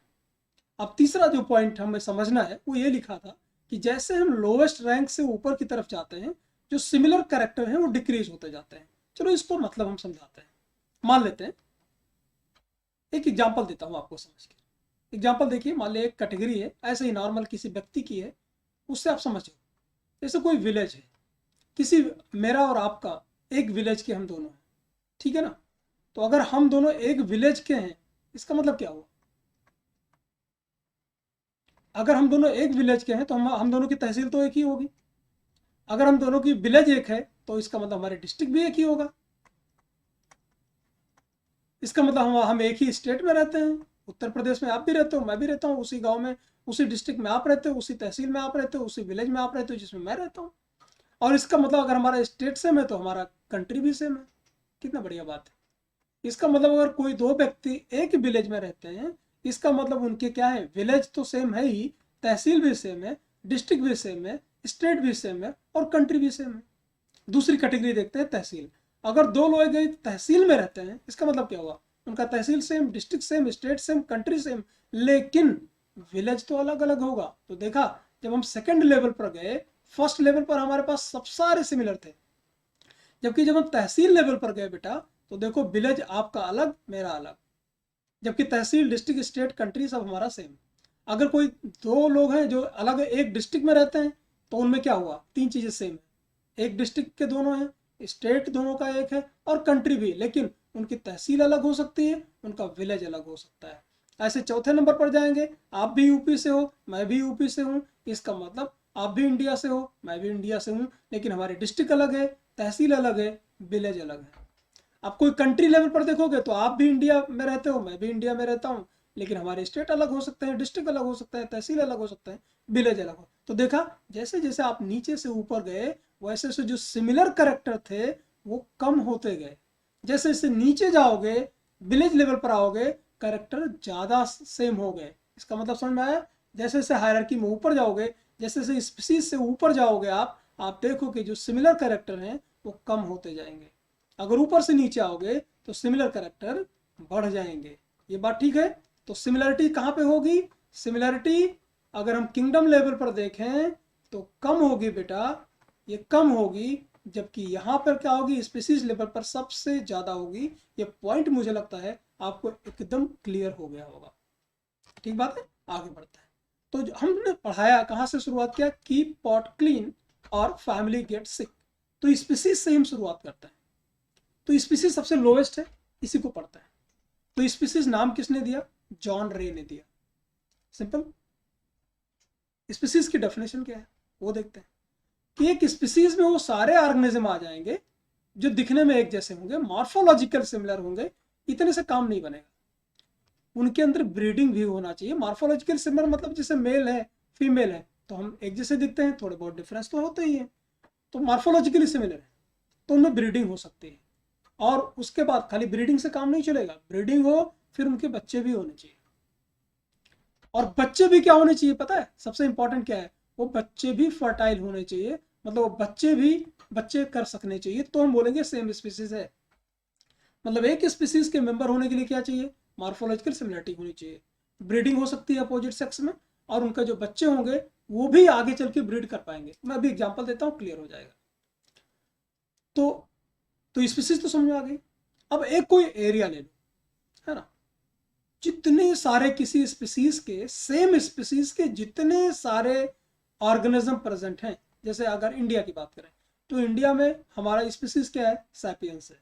तो पूरे इंडिया में कितने सैपियंस है? पता चला 140 करोड़। तो वो हमारी हो गई पॉपुलेशन। तो एक ही स्पीसीज की किसी पर्टिकुलर एरिया में जितने ऑर्गेनिज्म रहते हैं उनको हम पॉपुलेशन बोलते हैं। ठीक बात है। बेसिक यूनिट ऑफ टैक्सोनॉमी मैंने स्टार करके रखा है। क्वेश्चन पूछता है कि टैक्सोनॉमी की बेसिक यूनिट क्या है, तो भैया स्पीसीज है। लेकिन जो इवोल्यूशन हो रहा है उसका जो यूनिट है वो होता है बेटा पॉपुलेशन। अब जैसा एग्जांपल देखिए, स्पीसीज देखिए, ये आपको एग्जांपल दिया मैंगो है, तो इस साइंटिफिक नेम मैंजीपेरेंडिका है, ये स्पीसीज हो गई। अब मैंगो की कितने 1000 से वैरायटी ज़्यादा तो मैंगो की होती है। पोटैटो का है सोलेनम ट्यूबरोसम। आप देखते होंगे पोटैटो भी कोई वाइट कलर का होता है, कोई रेड कलर का होता है, छीलोगे थोड़ा सा तो उसका कलर दिखाई पड़ेगा, अलग वैरायटी है। तुलसी देखो, तुलसी का ऑस्मियम सैंक्टम, ये इसकी स्पीसीज है। लायन का है पैंथेरा लियो, है ना। तो ये कुछ स्पीसीज है। अब एग्जाम्पल क्या बताया था, अब देखो ये इंटरेस्टिंग है जानना। जैसे आपको बताया था कि दो जो ऑर्गेनिज्म है वो मॉर्फोलॉजिकली सिमिलर होना चाहिए, उनके बीच में ब्रीडिंग होना चाहिए और उनके बच्चे भी फर्टाइल होने चाहिए, तो हम उसको सेम स्पीसीज बोलेंगे। अब होता क्या है देखो, इंटरेस्टिंग है। लायन है ना, मेल मेल लायन, शेर है ना वो मेल, और जो टाइग्रेस है मतलब जो बाघिन है वो फीमेल। बाघिन है तो फीमेल ही होगी, तो बाघिन और शेर के बीच में क्रॉस करवा दो। अगर ऐसा हुआ तो जो बच्चा निकलेगा वो बनेगा लाइगर। देख रहे हैं आप, तो लॉयन जैसा देख रहे हो, लॉयन और टाइगर देखो, पीछे का पोर्शन टाइगर जैसा दिख रहा है, आगे का थोड़ा लायन से जैसा दिख रहा है, तो ये होगा लाइगर। तो क्या हम बोल सकते हैं कि जो लायन है और टाइगर है वो सेम स्पीसीज के हैं? नो। क्यों? मॉर्फोलॉजिकली सिमिलर थोड़े थोड़े हैं, उनके बच्चे भी हो रहे हैं, लेकिन ये जो लाइगर हुआ बेटा वो बच्चे पैदा नहीं कर सकता, ये स्टेराइल है। मतलब साबित हुआ कि लायन और टाइगर अलग अलग स्पीसीज के हैं। अगर सेम स्पीसीज के होते ना तो इसका ये लाइगर भी बच्चे पैदा कर पाता। उल्टा करते हैं, टाइगर मेल लेते हैं, बाघ और शेरनी, इनके बीच में क्रॉस करवाएंगे तो बनेगा टिग्लॉन। ये भी स्टेराइल है। इसका मतलब साबित हो गया ये बच्चे पैदा नहीं कर सकते। इसका मतलब क्या हुआ कि ये भी स्टेराइल है, मतलब टाइगर और जो लायन है वो सब अलग अलग स्पीसीज के हैं। ऐसे ये वाला तो आपने जरूर देखा होगा, म्यूल, इसको खच्चर बोलते हैं। तो डंकी, इसको जैक बोलते हैं। और घोड़ी, तो गधा और घोड़ी के बीच में अगर क्रॉस होता है तो म्यूल बनता है खच्चर। बड़े मजबूत होते हैं, पहाड़ों पे चढ़ने के काम में या बोझा ढोने के काम में आते हैं, लेकिन ये भी स्टेराइल हैं, ये भी बच्चे पैदा नहीं कर सकते। ऐसे अगर मेल हार्स ले लो, घोड़ा और गधी के बीच में अगर क्रॉस करवाएंगे तो बनेगा हिन्नी। तो देख रहे हैं, इसे साबित होता है कि ये सारी अलग अलग स्पीसीज हैं। अगर इनके बच्चे भी बच्चे पैदा कर पाते तो हम उसको क्या बोल देते कि वो सेम स्पीसीज के हैं, लेकिन नहीं कर पाते, इसीलिए उसको बोलते हैं डिफरेंट स्पीसीज। क्लियर हुआ स्पीसीज? तो स्पीसीज का मतलब क्लियर हुआ कि वो ऑर्गेनिज्म को मॉर्फोलॉजिकली सिमिलर होना चाहिए, प्लस वो ब्रीड कर सकते हैं, और उनके बच्चे अगर फर्टाइल निकलते हैं तो हम उसे बोलेंगे कि वो ऑर्गेनिज्म में वो सेम स्पीसीज के हैं। चलिए अगला पढ़ते हैं, जीनस। अब जीनस क्या हुआ, जैसा आपको बताया था विलेज, और विलेज से ऊपर क्या बताया था, तहसील। ठीक बात है। तो ऐसे एक जीनस के अंदर बहुत सारे स्पीसीज हो सकता है। ऑब्वियस है, दो स्पीसीज के बीच में जितना सिमिलरिटी होगी उतना जीनस के में सिमिलरिटी नहीं होगी। दो अलग अलग जीनस में उतनी सिमिलरिटी नहीं होगी जितना दो स्पीसीज में होगी। एग्जांपल देखिए, जैसे लायन है, शेर, लेपर्ड, इसको गुलदार बोलते हैं या तेंदुआ बोलते हैं, टाइगर, बाघ। तो इनका साइंटिफिक नेम देखिए, panthera leo, panthera pardus, panthera tigris. मतलब सबके जीनस तो सेम है लेकिन स्पीसीज सबके अलग हैं। मतलब एक जीनस ले लो पैंथेरा, उसके अंदर में 3 स्पीसीज मैं यहाँ बता रहा हूँ, लियो, पैरडस एंड टाइग्रिस। ऐसे देखते हैं पोटैटो। पोटैटो का जो जीनस है बेटा है सोलेनम, स्पीसीज है ट्यूबरोसम, और ब्रिंजल अगर बैगन देखोगे तो सोलेनम उसका जीनस है और मेलानोजेना ये उसका क्या है, स्पीसीज है। तो एक जीनस के अंदर बहुत सारी स्पीसीज हो सकती है। ठीक है, समझ आ गया आपको? देखो ये जीनस पैंथेरा, इसके अंदर में लियो स्पीसीज, पैरडस और टाइग्रिस। दूसरा एग्जाम्पल देखो, फेलिस, बिल्ली का जीनस है, इसके अंदर देखो ये आपकी बिल्ली है, फेलिस डोमेस्टिकस, ये है फेलिस चाउस। तो एक जीनस के अंदर बहुत सारी स्पीसीज हो सकती है। तो आपने फार्मूला याद हो गया होगा, कीप पॉट क्लीन और फैमिली गेट सिक। तो फैमिली गेट सिक मतलब सिक के ऊपर जीनस और उसके ऊपर फैमिली। तो अब देखते हैं, हम पढ़ेंगे फैमिली। अब एक फैमिली के अंदर क्या होगा, बहुत सारे जीनस हो जाएंगे, एक जीनस के अंदर बहुत सारी स्पीसीज हो जाएगी। आपको बताया जैसे नीचे से ऊपर जाओगे स्पीसीज से किंगडम की तरफ, नंबर ऑफ कैरेक्टर रिड्यूस होते चले जाएंगे। ठीक बात है, तो मैं डायरेक्टली आपको बता देता हूँ। देखो एक हो गया फैमिली सोलेनेसी, इसके अंदर हो गया जीनस, 3 जीनस बता रहा हूँ आपको, एक जीनस तो अभी बताया ये था सोलेनम, सोलेनम के अंदर बहुत सारे स्पीसीज हो गया, ऐसे इसके अंदर बहुत सारे स्पीसीज हो जाएंगे, ऐसे इसके अंदर बहुत सारे स्पीसीज हो जाएंगे, और ये सारे मिलके एक फैमिली में 3 जीनस यहाँ दिखा रहा हूँ।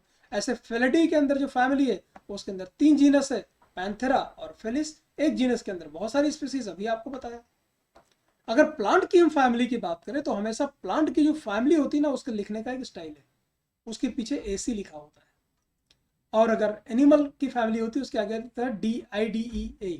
जैसे यहाँ पर देखो, जैसे ये आपका फैमिली सोलेनेसी, और उसके बाद हो गया यहाँ पे क्या हो गया, फैमिली फेलिडी। तो 3 चीजें देख लिया हमने, स्पीसीज के ऊपर जीनस, जीनस के ऊपर क्या लिख दिया हमने, family.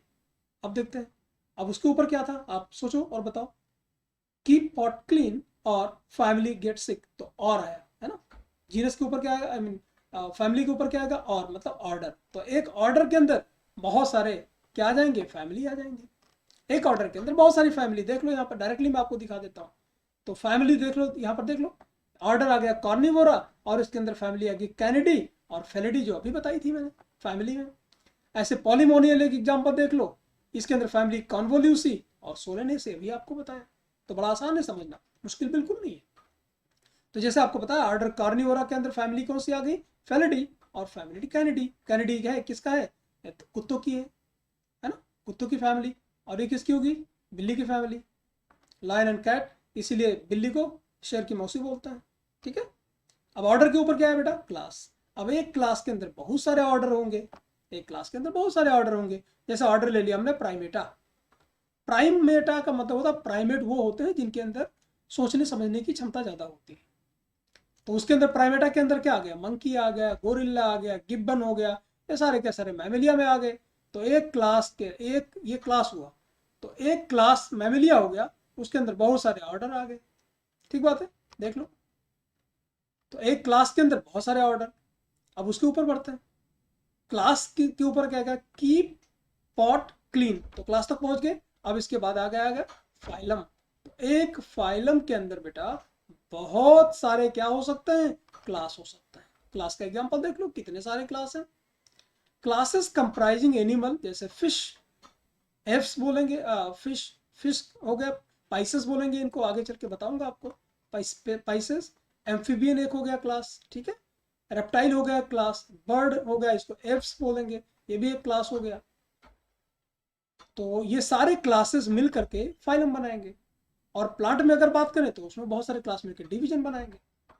All these based on the common feature, आपको पता है इनके अंदर कुछ कॉमन फीचर होगा तभी तो एक फाइलम में आएंगे। इनको बहुत डिटेल में आगे चल के पढ़ने वाले हैं। तो एनिमल्स में देखो, फाइलम कॉर्डेटा के अंदर देखो कितने क्लास रख दिए हमने, species, amphibia, reptilia, Aves and mammals. और बहुत सारे फाइलम को मिला के बोल दो फाइनली किंगडम। तो एक किंगडम के अंदर बहुत सारे फाइलम आएंगे, और इन किंगडम को भी दो वैरायटी, दो टॉपिक में बांट दो। एक हो गया प्लांट किंगडम, एक हो गया एनिमल किंगडम। देखा आपने कि एनिमल किंगडम से नीचे नीचे आप चलते जाओगे और नंबर ऑफ सिमिलर कैरेक्टर बढ़ते जाएंगे। तो ये हमारा रहा टैक्सोनॉमिक कैटेगरीज। उम्मीद करता हूं बच्चों आपको समझ में आ रहा होगा।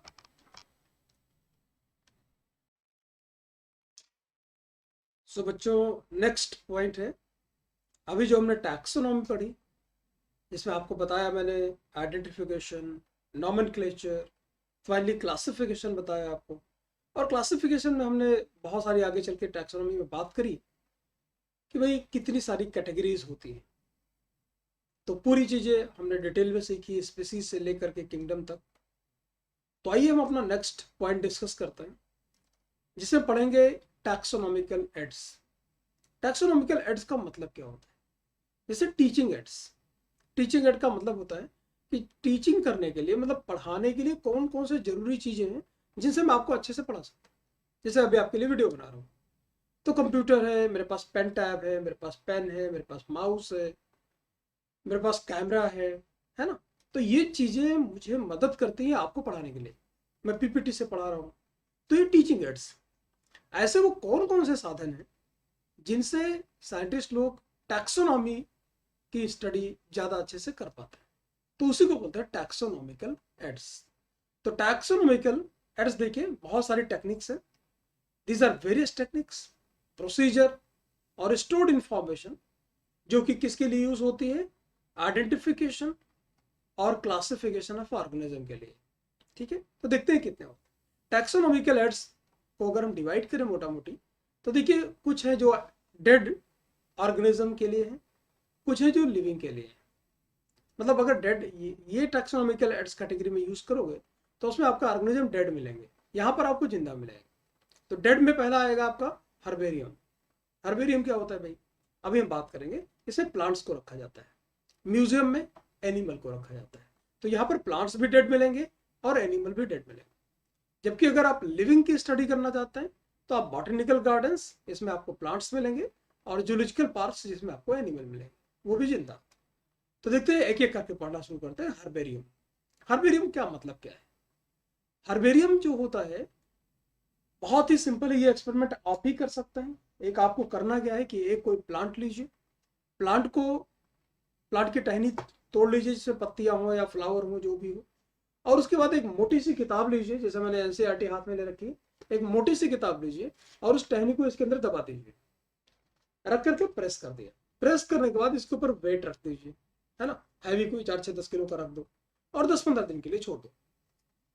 10-15 दिन के बाद जब आप निकालेंगे उसमें तो देखेंगे कि वो डिहाइड्रेट हो चुका है, वाटर उसमें से निकल चुका है, और जो पत्ती वो एकदम सूख चुकी है, जो आपने टहनी वगैरह दबाई थी पूरी सूख चुकी है, वो एकदम प्रेस हो गई है।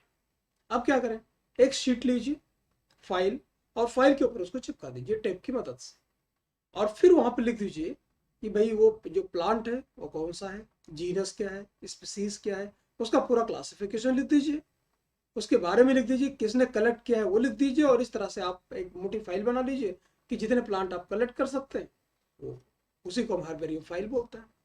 और वो रेफरेंस के रूप में यूज होता है। इन मान लेते हैं कि कोई एक हर्बेरियम है, हर्बेरियम फाइल रखी जाती है। तो मान लो कोई हर्बेरियम है, वहाँ पे 10 लाख प्लांट रखे हुए हैं। अब इन फ्यूचर कोई एक नया प्लांट किसी साइंटिस्ट को लगता है कि भाई ये एकदम नया है, ये तो मुझे पता नहीं कि पहले से डिस्कवर हुआ है कि नहीं हुआ है, तो हर्बेरियम फाइल में जाके लोग मैच कर लेते थे कि भाई जो कैरेक्टरिस्टिक्स अभी नया वाला प्लांट है क्या वैसा हमने स्टोर करके रखा हुआ है। तो वो पुरानी बातें थी, आज भी चलती हैं, ऐसा नहीं है, लेकिन अब तो बहुत सारी डिजिटल हो गई चीज़ें, तो हर्बेरियम फाइल की वैल्यू थोड़ी कम हो गई। अब आप देखते होंगे, आप गूगल लेंस कर लीजिए, तो गूगल लेंस पे जैसे पिक्चर डालेंगे उसकी प्लांट की, ऑटोमेटिकली वो बता देगा, अगर नोन होगा तो ऑटोमेटिकली बता देगा कि प्लांट कौन सा है, उसकी डिटेल बता देगा। लेकिन पहले के टाइम में ऐसा नहीं होता था, जब डिजिटल उतना नहीं था तो हर्बेरियम बनाया जाता था। हर्बेरियम आज भी है। तो देखिए हर्बेरियम क्या है, एक ऐसा जगह है जहाँ पर ड्राई किया हुआ, प्रेस किया हुआ, जैसे आपको बताया बुक में रखोगे तो प्रेस हो जाएगा, और प्रिजर्व जो प्लांट का स्पेसिमेन है वो प्रिजर्व किया जाता है, और शीट पर क्या करता है, चिपका के रखा जाता है।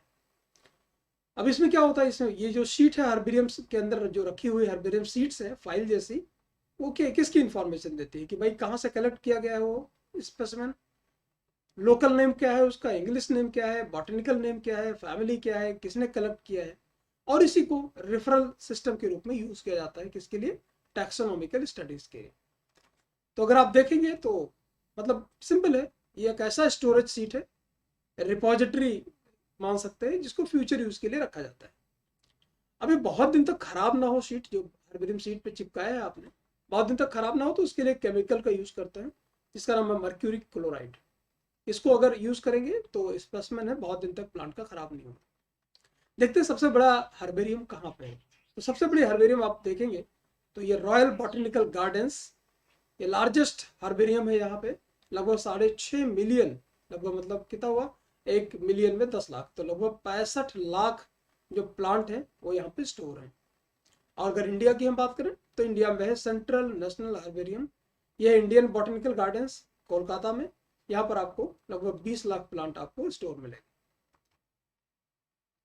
नेक्स्ट बढ़ते हैं बॉटनिकल गार्डन्स। ये क्या होता है, बॉटनिकल गार्डन्स अगर मैंने आपको बताया यहाँ पे लिविंग प्लांट्स होंगे, तो मतलब एक कोई ऐसा एरिया जहाँ पर पार्क बना दिया, बहुत सारे प्लांट वहाँ पे लगा दिए, और प्लांट बेसिकली उनको लगाते हैं कि भाई बाकी जो पेड़ हैं वो तो हर जगह मिल जाएंगे, लेकिन वहाँ पर बॉटनिकल गार्डन्स में ऐसे पेड़ लगाए जाएंगे, ऐसे प्लांट लगाए जाएंगे जिनका बहुत एक्सप्लॉयटेशन हुआ है, बहुत ज़्यादा इस्तेमाल लोगों ने किया है और उनके नंबर कम हो गए, तो उनको प्रिजर्व करने की ज़रूरत है। तो वहाँ पर क्या करते हैं बॉटनिकल गार्डन्स में, बहुत एंडेंजर्ड हो या जिन जिन पे बहुत खतरा लटक रहा हो कि भाई उनकी स्पीसीज जो है विलुप्त हो जाएगी, ह्यूमन ने उसका बहुत यूज़ कर लिया है मेडिसिन के लिए, अलग चीज़ों के लिए, तो वो वहाँ पर लगा देते हैं। और लगाने के बाद वो जो प्लांट है या उस पर डिटेल लिखा होता है कि भाई प्लांट क्या है, उसका स्पीसीज क्या है, उसकी फैमिली क्या है, जीनस क्या है, वो सारी चीज़ें वहाँ पर आपको डिटेल मिल जाएगी। तो उसको बॉटनिकल गार्डन्स बोलते हैं। और बॉटनिकल गार्डन्स जो है वो मेंटेन किया जाता है, वहाँ पर कोई प्लांट को नुकसान नहीं पहुँचा सकता। तो ये आपके बॉटनिकल गार्डन्स होंगे। आप देख सकते हैं 2 बॉटनिकल गार्डन्स हैं, बहुत बड़े बड़े से आप दिखाई पड़ रहा है आपको बॉटनिकल गार्डन्स। मैं बताता हूँ इनका नाम क्या है। सबसे फेमस जो बॉटनिकल गार्डन्स है वो है, सबसे बड़ा अभी आपको बताया था, रॉयल बॉटनिकल गार्डन, जिसमें सबसे बड़ी हर्बेरियम फाइल भी है। हर्बेरियम भी सबसे बड़ा है दुनिया का। और इसमें अगर आप देखोगे इसकी साइज, तो लगभग 200 एकड़ ऑफ लैंड में ये आपका जो रॉयल बॉटनिकल गार्डन्स है इंग्लैंड में बनाया गया है। अगर इंडिया की बात करें तो इंडियन बॉटनिकल गार्डन्स जो हावड़ा में है, कोलकाता में। और नेक्स्ट अगर आप यूपी में देखेंगे तो national botanical research institute, NBRI, इसका फुल फॉर्म भी कभी कोई नीट में पूछता है, ये लखनऊ में है। नेक्स्ट पढ़ते हैं म्यूजियम। म्यूजियम में बताया था आपको कि जो एनिमल्स होंगे वो जिंदा नहीं होंगे, कैसे होंगे, डेड होंगे। जैसे आप अपने बायोलॉजी के लैब में देखते होंगे, तो बायोलॉजी के लैब में क्या होता है कि एक जार होता है, ऐसा करके एक जार होगा, उसमें कोई केमिकल भरा होता है और उसमें कोई एनिमल रखा होता है, ठीक है। और उसमें जो जो रखा जाता है, केमिकल रखा जाता है जिससे वो एनिमल खराब ना हो, उसकी बॉडी डिकम्पोज ना हो, उसको बोलते हैं फॉर्मेलिन। तो भाई अगर आपको बायोलॉजी पढ़ रहे हो और आपको टीचर पढ़ाना चाहता है कि स्टारफिश कैसा दिखता है, तो समुद्र में तो जाएगा नहीं, आपको स्टारफिश पकड़ के दिखाएगा, और आपके आसपास दिखता नहीं। तो आपको स्टारफिश को लाइव देखना है, तो कैसे आप देखना चाहते हो सामने से, तो क्या करोगे, भाई स्टारफिश बॉटल में रख दी और आप लैब में जाके देख सकते हो। तो आपके ऐसे लैब में होगा। तो biological museums are generally set up in educational institute, जैसे स्कूल और कॉलेज, और इनके पास कलेक्शन होता है प्रिजर्व्ड प्लांट और animal specimen for study and reference. Plant को भी कर सकता है, एनिमल को भी कर सकता है। स्पेसिमेन जैसा आपको पता है कि प्रिजर्व होगा कंटेनर में, सोल्यूशन में, और सोल्यूशन को हम क्या बोलते हैं, फॉर्मेलिन, है ना, मोस्टली फॉर्मेलिन यूज करते हैं। जो इंसेक्ट हैं, छोटे छोटे होते हैं, तो उनको क्या करते हैं, एक शीट लेते हैं, एक शीट होती है, उसमें एक बॉक्स होता है, उसके अंदर एक शीट होती है, वो शीट के अंदर जो इंसेक्ट है उसको पिन कर देते हैं, मतलब स्टेपलर मार देते हैं, पिन चुभो देते हैं, और उसे आप देख सकते हो। बड़े बड़े जो एनिमल्स हैं उनको ना फॉर्मुलिन में रखेंगे ना पिन करके रखेंगे, तो उनको क्या करते हैं, बर्ड हो या मैमल हो, तो यूजुअली क्या करते हैं, अंदर के जो ऑर्गेनल उसके नहीं होते हैं, इंटेस्टाइन के सब जो गैस्ट्रिक ऑर्गन्स जितने हैं उनको सबको निकाल देते हैं। अब निकालने के बाद उसमें केमिकल भर देते हैं, तो बर्ड आपको एकदम ऐसा दिखाई पड़ेगी, बस उसकी वो जिंदा नहीं होगी, उसके अंदर केमिकल भरा होगा, तो उसको स्टफिंग बोलते हैं। म्यूजियम के पास एनिमल्स के स्केलेटन भी हो सकता है, आपने देखा होगा जरूर म्यूजियम्स को। नेक्स्ट है आपका जूलॉजिकल पार्क। जूलॉजिकल पार्क क्या होता है कि जहाँ पर एनिमल्स को रखा जाता है, उनका ध्यान रखा जाता है, उनके बिहेवियर की स्टडी की जाती है, तो उसे हम जूलॉजिकल पार्क बोलते हैं। और उसका बेस्ट एग्जाम्पल है जू। जू चिड़ियाघर, जहाँ आप गए होंगे, आप देखते होंगे बहुत सारे वहाँ एनिमल होते हैं, उनको खाना खिलाया जाता है, डॉक्टर्स होते हैं, उनकी हेल्थ का ध्यान रखते हैं, और वहाँ पर लोग स्टडी करते हैं कि एनिमल का बिहेवियर क्या है। तो जूलॉजिकल पार्क का एग्जाम्पल क्या हो गया आपका, चिड़ियाघर। तो place where wild animal are kept in protected environment under human care, मतलब एक ऐसी जगह यहाँ पे जंगली जानवरों को एक प्रोटेक्टेड एरिया में रखा जाता है और उनका ध्यान रखा जाता है। All animals in a zoo are provided as far as possible the condition similar to their natural habitat. आपने देखा होगा जब आप जाओगे, जू में जाओगे, तो सबके जो जानवरों के बाड़े होते हैं वो अलग अलग होते हैं। वो क्या होता है, एनिमल की नीड के ऊपर होता है। एनिमल जैसे जंगल में रहता है वैसा ही एनवायरनमेंट उसको प्रोवाइड कराया जाता है। तो जूलॉजिकल पार्क्स मतलब इससे फायदा क्या होगा, ये हमको सिखाते हैं कि जानवर, इससे हमको स्टडी कर पाते हैं साइंटिस्ट कि उनका फूड हैबिट क्या है, क्या खाते हैं, कब खाते हैं, उनका बिहेवियर कैसा है। और भी कुछ है एग्जाम्पल्स देखिए, टैक्सोनॉमिकल एड्स जिसको बोलते हैं मोनोग्राफ। मोनोग्राफ का मतलब क्या हो, मोनो मतलब एक, मोनो मतलब सिंगल, तो किसी एक ऐसी बुक हो जिसमें सिर्फ और सिर्फ एक ही फैमिली या एक ही जीनस के ऑर्गेनिज्म का डिटेल लिखा हो, ओनली वन, एक कोई फैमिली ले लो, उसी के बारे में सारे डिटेल हो, तो उसको बोलते हैं मोनोग्राफ। जैसे एग्जांपल देखिए Pinus, monograph of genus Pinus. तो पाइनस के अंदर में जितने प्लांट आएंगे उन सब की जानकारी सिर्फ मोनोग्राफ ऑफ जीनस पाइनस में होगी, उसमें कोई दूसरा जीनस नहीं आया। नेक्स्ट देखिए कैटलॉग क्या है। Catalogue contains alphabetical arrangement of species found in a particular area. जैसे आप कहीं घूमने गए या साइंटिस्ट कहीं घूमने गए, तो उनको देखा कि भाई हिमालय में, हिमालय का कोई पर्टिकुलर एरिया ले लो, मान लेते हैं पौड़ी गढ़वाल ले लो, तो पौड़ी गढ़वाल में आपने नाम सुना होगा, वहां पर कितनी स्पीसीज पाई जाती है, सबको डॉक्यूमेंट कर दो, कितनी भी स्पीसीज पाई जाए, और उसको हमने ये लिख दिया कि एक कैटलॉग है पौड़ी गढ़वाल का, मतलब वहां पर कितनी स्पीसीज पाई जाती हैं उनको अल्फाबेटिकली अरेंज कर दो, उनकी जानकारी दे दो।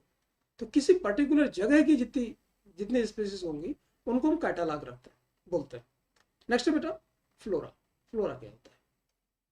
Flora contain the actual account of habitat and distribution of the plant species found in a particular area. अब यहाँ पर देखो क्या हो, किसी पर्टिकुलर एरिया में प्लांट की कितनी स्पीसीज पाई जाती है, सिर्फ प्लांट की, एनिमल की हम बात नहीं कर रहे, और उसकी इंफॉर्मेशन अच्छे से रखी जाए, जो एक्चुअल हैबिटेट है वहां का, उस जगह पर कितनी सारी प्लांट की स्पीसीज पाई जाती हैं, तो सिर्फ प्लांट की जो जानकारी होगी उसे हम बोलेंगे फ्लोरा।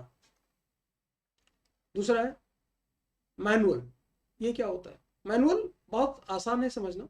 जब भी आप टीवी खरीदते हो, घर में फ्रिज आता है या मोबाइल आता है, तो आपको एक छोटी सी किताब आती है। वो अलग बात है कि हम उसको पढ़ते नहीं, लेकिन उसमें सारी जानकारी लिखी होती है कि भाई उस जो आपने डिवाइस खरीदी है उसको कैसे ऑपरेट करना है, उसकी स्टैंडर्ड ऑपरेटिंग प्रोसीजर क्या है, कैसे उसका आप यूज करोगे। तो उसमें जो इंस्ट्रक्शंस लिखी होती हैं बच्चों, उसी को मैनुअल बोलते हैं। तो ये टोटल 8 टैक्सोनॉमिकल एड्स आपको पता चल गए। अब नेक्स्ट इसको बोलते हैं टैक्सोनॉमिकल की। ये क्या होता है भाई? मतलब किसी भी अननोन ऑर्गेनिज्म को आइडेंटिफाई करने के लिए कौन सी स्कीम है, स्कीम ऑफ आइडेंटिफिकेशन ऑफ, जैसे नया कोई ऑर्गेनिज्म मिल गया, अब उसे कैसे पहचानोगे कि कौन सा है, किस ग्रुप में पड़ेगा, तो उसी को की बोलते हैं। बड़ा सिंपल सा है, क्वेश्चन आप पूछते हो खुद से। जैसे आपको कोई एक ऑर्गेनिज्म मिल गया, तो आपके दिमाग में एकदम पूरी तरीके से सेट है कि भाई एनिमल होगा तो कैसे दिखता होगा, प्लांट होगा तो कैसे दिखता। अब प्लांट होगा तो उसमें पत्तियां होंगी, ग्रीन कलर होगा, है ना, तो वो सारे दिमाग में आपके फिट है। तो आप क्वेश्चन आपने क्या पूछा कि जो नया कुछ आपको ऑर्गेनिज्म दिख रहा है वो प्लांट है या एनिमल है। प्लांट के कैरेक्टर भी आपको पता है, एनिमल का कैरेक्टर भी आपको पता है, तो हमेशा 2 क्वेश्चन पूछते हो आप, और दोनों अपोजिट होते हैं। एक एक्सेप्ट हो जाता है, एक रिजेक्ट हो जाता है। तो जैसे आपने उस ऑर्गेनिज्म को देखा कि क्या इसमें पत्तियां हैं, क्या इसका ग्रीन कलर है, आंसर इज नो। तो अगर नो हुआ तो मतलब क्या हुआ, प्लांट नहीं है, और अगर यस हुआ तो प्लांट है। सिंपल है। तो हर एक स्टेटमेंट जो आप पूछ रहे हो उसी को हम लीड बोलते हैं या की बोलते हैं। Each statement in the key, जो की में हर एक स्टेटमेंट जो पूछते हो वो लीड है। मैं आपको एग्जांपल देता हूँ, समझ जाओ। जैसे देखिए, मान लेते हो कोई ऑर्गेनिज्म आपको दिखा और आपको पता चल गया भैया वो एनिमल की तरह दिखता है। अब आप देख लो क्या उसमें रीढ़ की हड्डी है, क्या वर्टिब्रल कॉलम है। 2 क्वेश्चन पूछोगे आप, क्या या तो है या तो नहीं है। अगर है तो वर्टिब्रेट है, नहीं है तो इनवर्टिब्रेट है। अच्छा मान लेते हैं वर्टिब्रल कॉलम है तो वर्टिब्रेट हुआ। अब नेक्स्ट क्वेश्चन पूछो कि डज इट हैव फर, क्या इसके शरीर पे फर है। तो आंसर क्या होगा, या तो यस होगा या तो नो होगा। अगर यस तो पक्का मैमल होगा। जितने मैमल्स हैं उनके बॉडी पे फर होता है, एक्सेप्शन की बात छोड़ दो तो नहीं है तो क्या होगा, क्या इनके पास पंख हैं, फेदर है। अगर आंसर यस है तो बर्ड होगी। अगर नहीं है तो नेक्स्ट क्वेश्चन पूछो, क्या उनकी स्किन ड्राई है। अगर हाँ तो रेप्टाइल होंगे। अगर नहीं तो नेक्स्ट क्वेश्चन, क्या इनके ऊपर स्केल है। स्केल आप समझते होंगे, जो मछली के ऊपर स्केल्स होते हैं, फिर ये देखो ये स्केल है। तो यस तो फिश है, अगर नहीं है तो एम्फीबियन है। तो इस तरह से हम क्या करते हैं कि this is carried out of an organism by determining its similarity with an already known organism. Already known organism से आपको पता है कि भाई क्या क्या कैरेक्टर होते हैं, और इन्हीं टैक्सोनॉमिक कीज की मदद से हम एनिमल या प्लांट को या ऑर्गेनिज्म एज ए होल कहें तो उनको पहचान पाते हैं। तो बच्चों इस तरह से हमने पहला चैप्टर अपना खत्म किया। उम्मीद करता हूँ एकदम एनसीईआरटी बेस्ड या कुछ और भी जरूरी चीजें जो थी आपको बताई है। उम्मीद करता हूँ कि आपको लिए चैप्टर काफ़ी लर्निंग वाला रहा होगा, आपने काफ़ी कुछ सीखा होगा। अब अगर आपको समझ में आ रहा हो, आपको लगता हो कि इससे आपकी नॉलेज बढ़ रही है, तो आप प्लीज़ हमारे चैनल को सब्सक्राइब करें और शेयर करें, क्योंकि अच्छी चीज़ें शेयर करने से वो आपके पास अच्छी चीज़ें आती हैं। और गुरुदक्षिणा के रूप में लाइक भी कर दो। मिलते हैं नए वीडियो में, तब तक के लिए नमस्कार, धन्यवाद।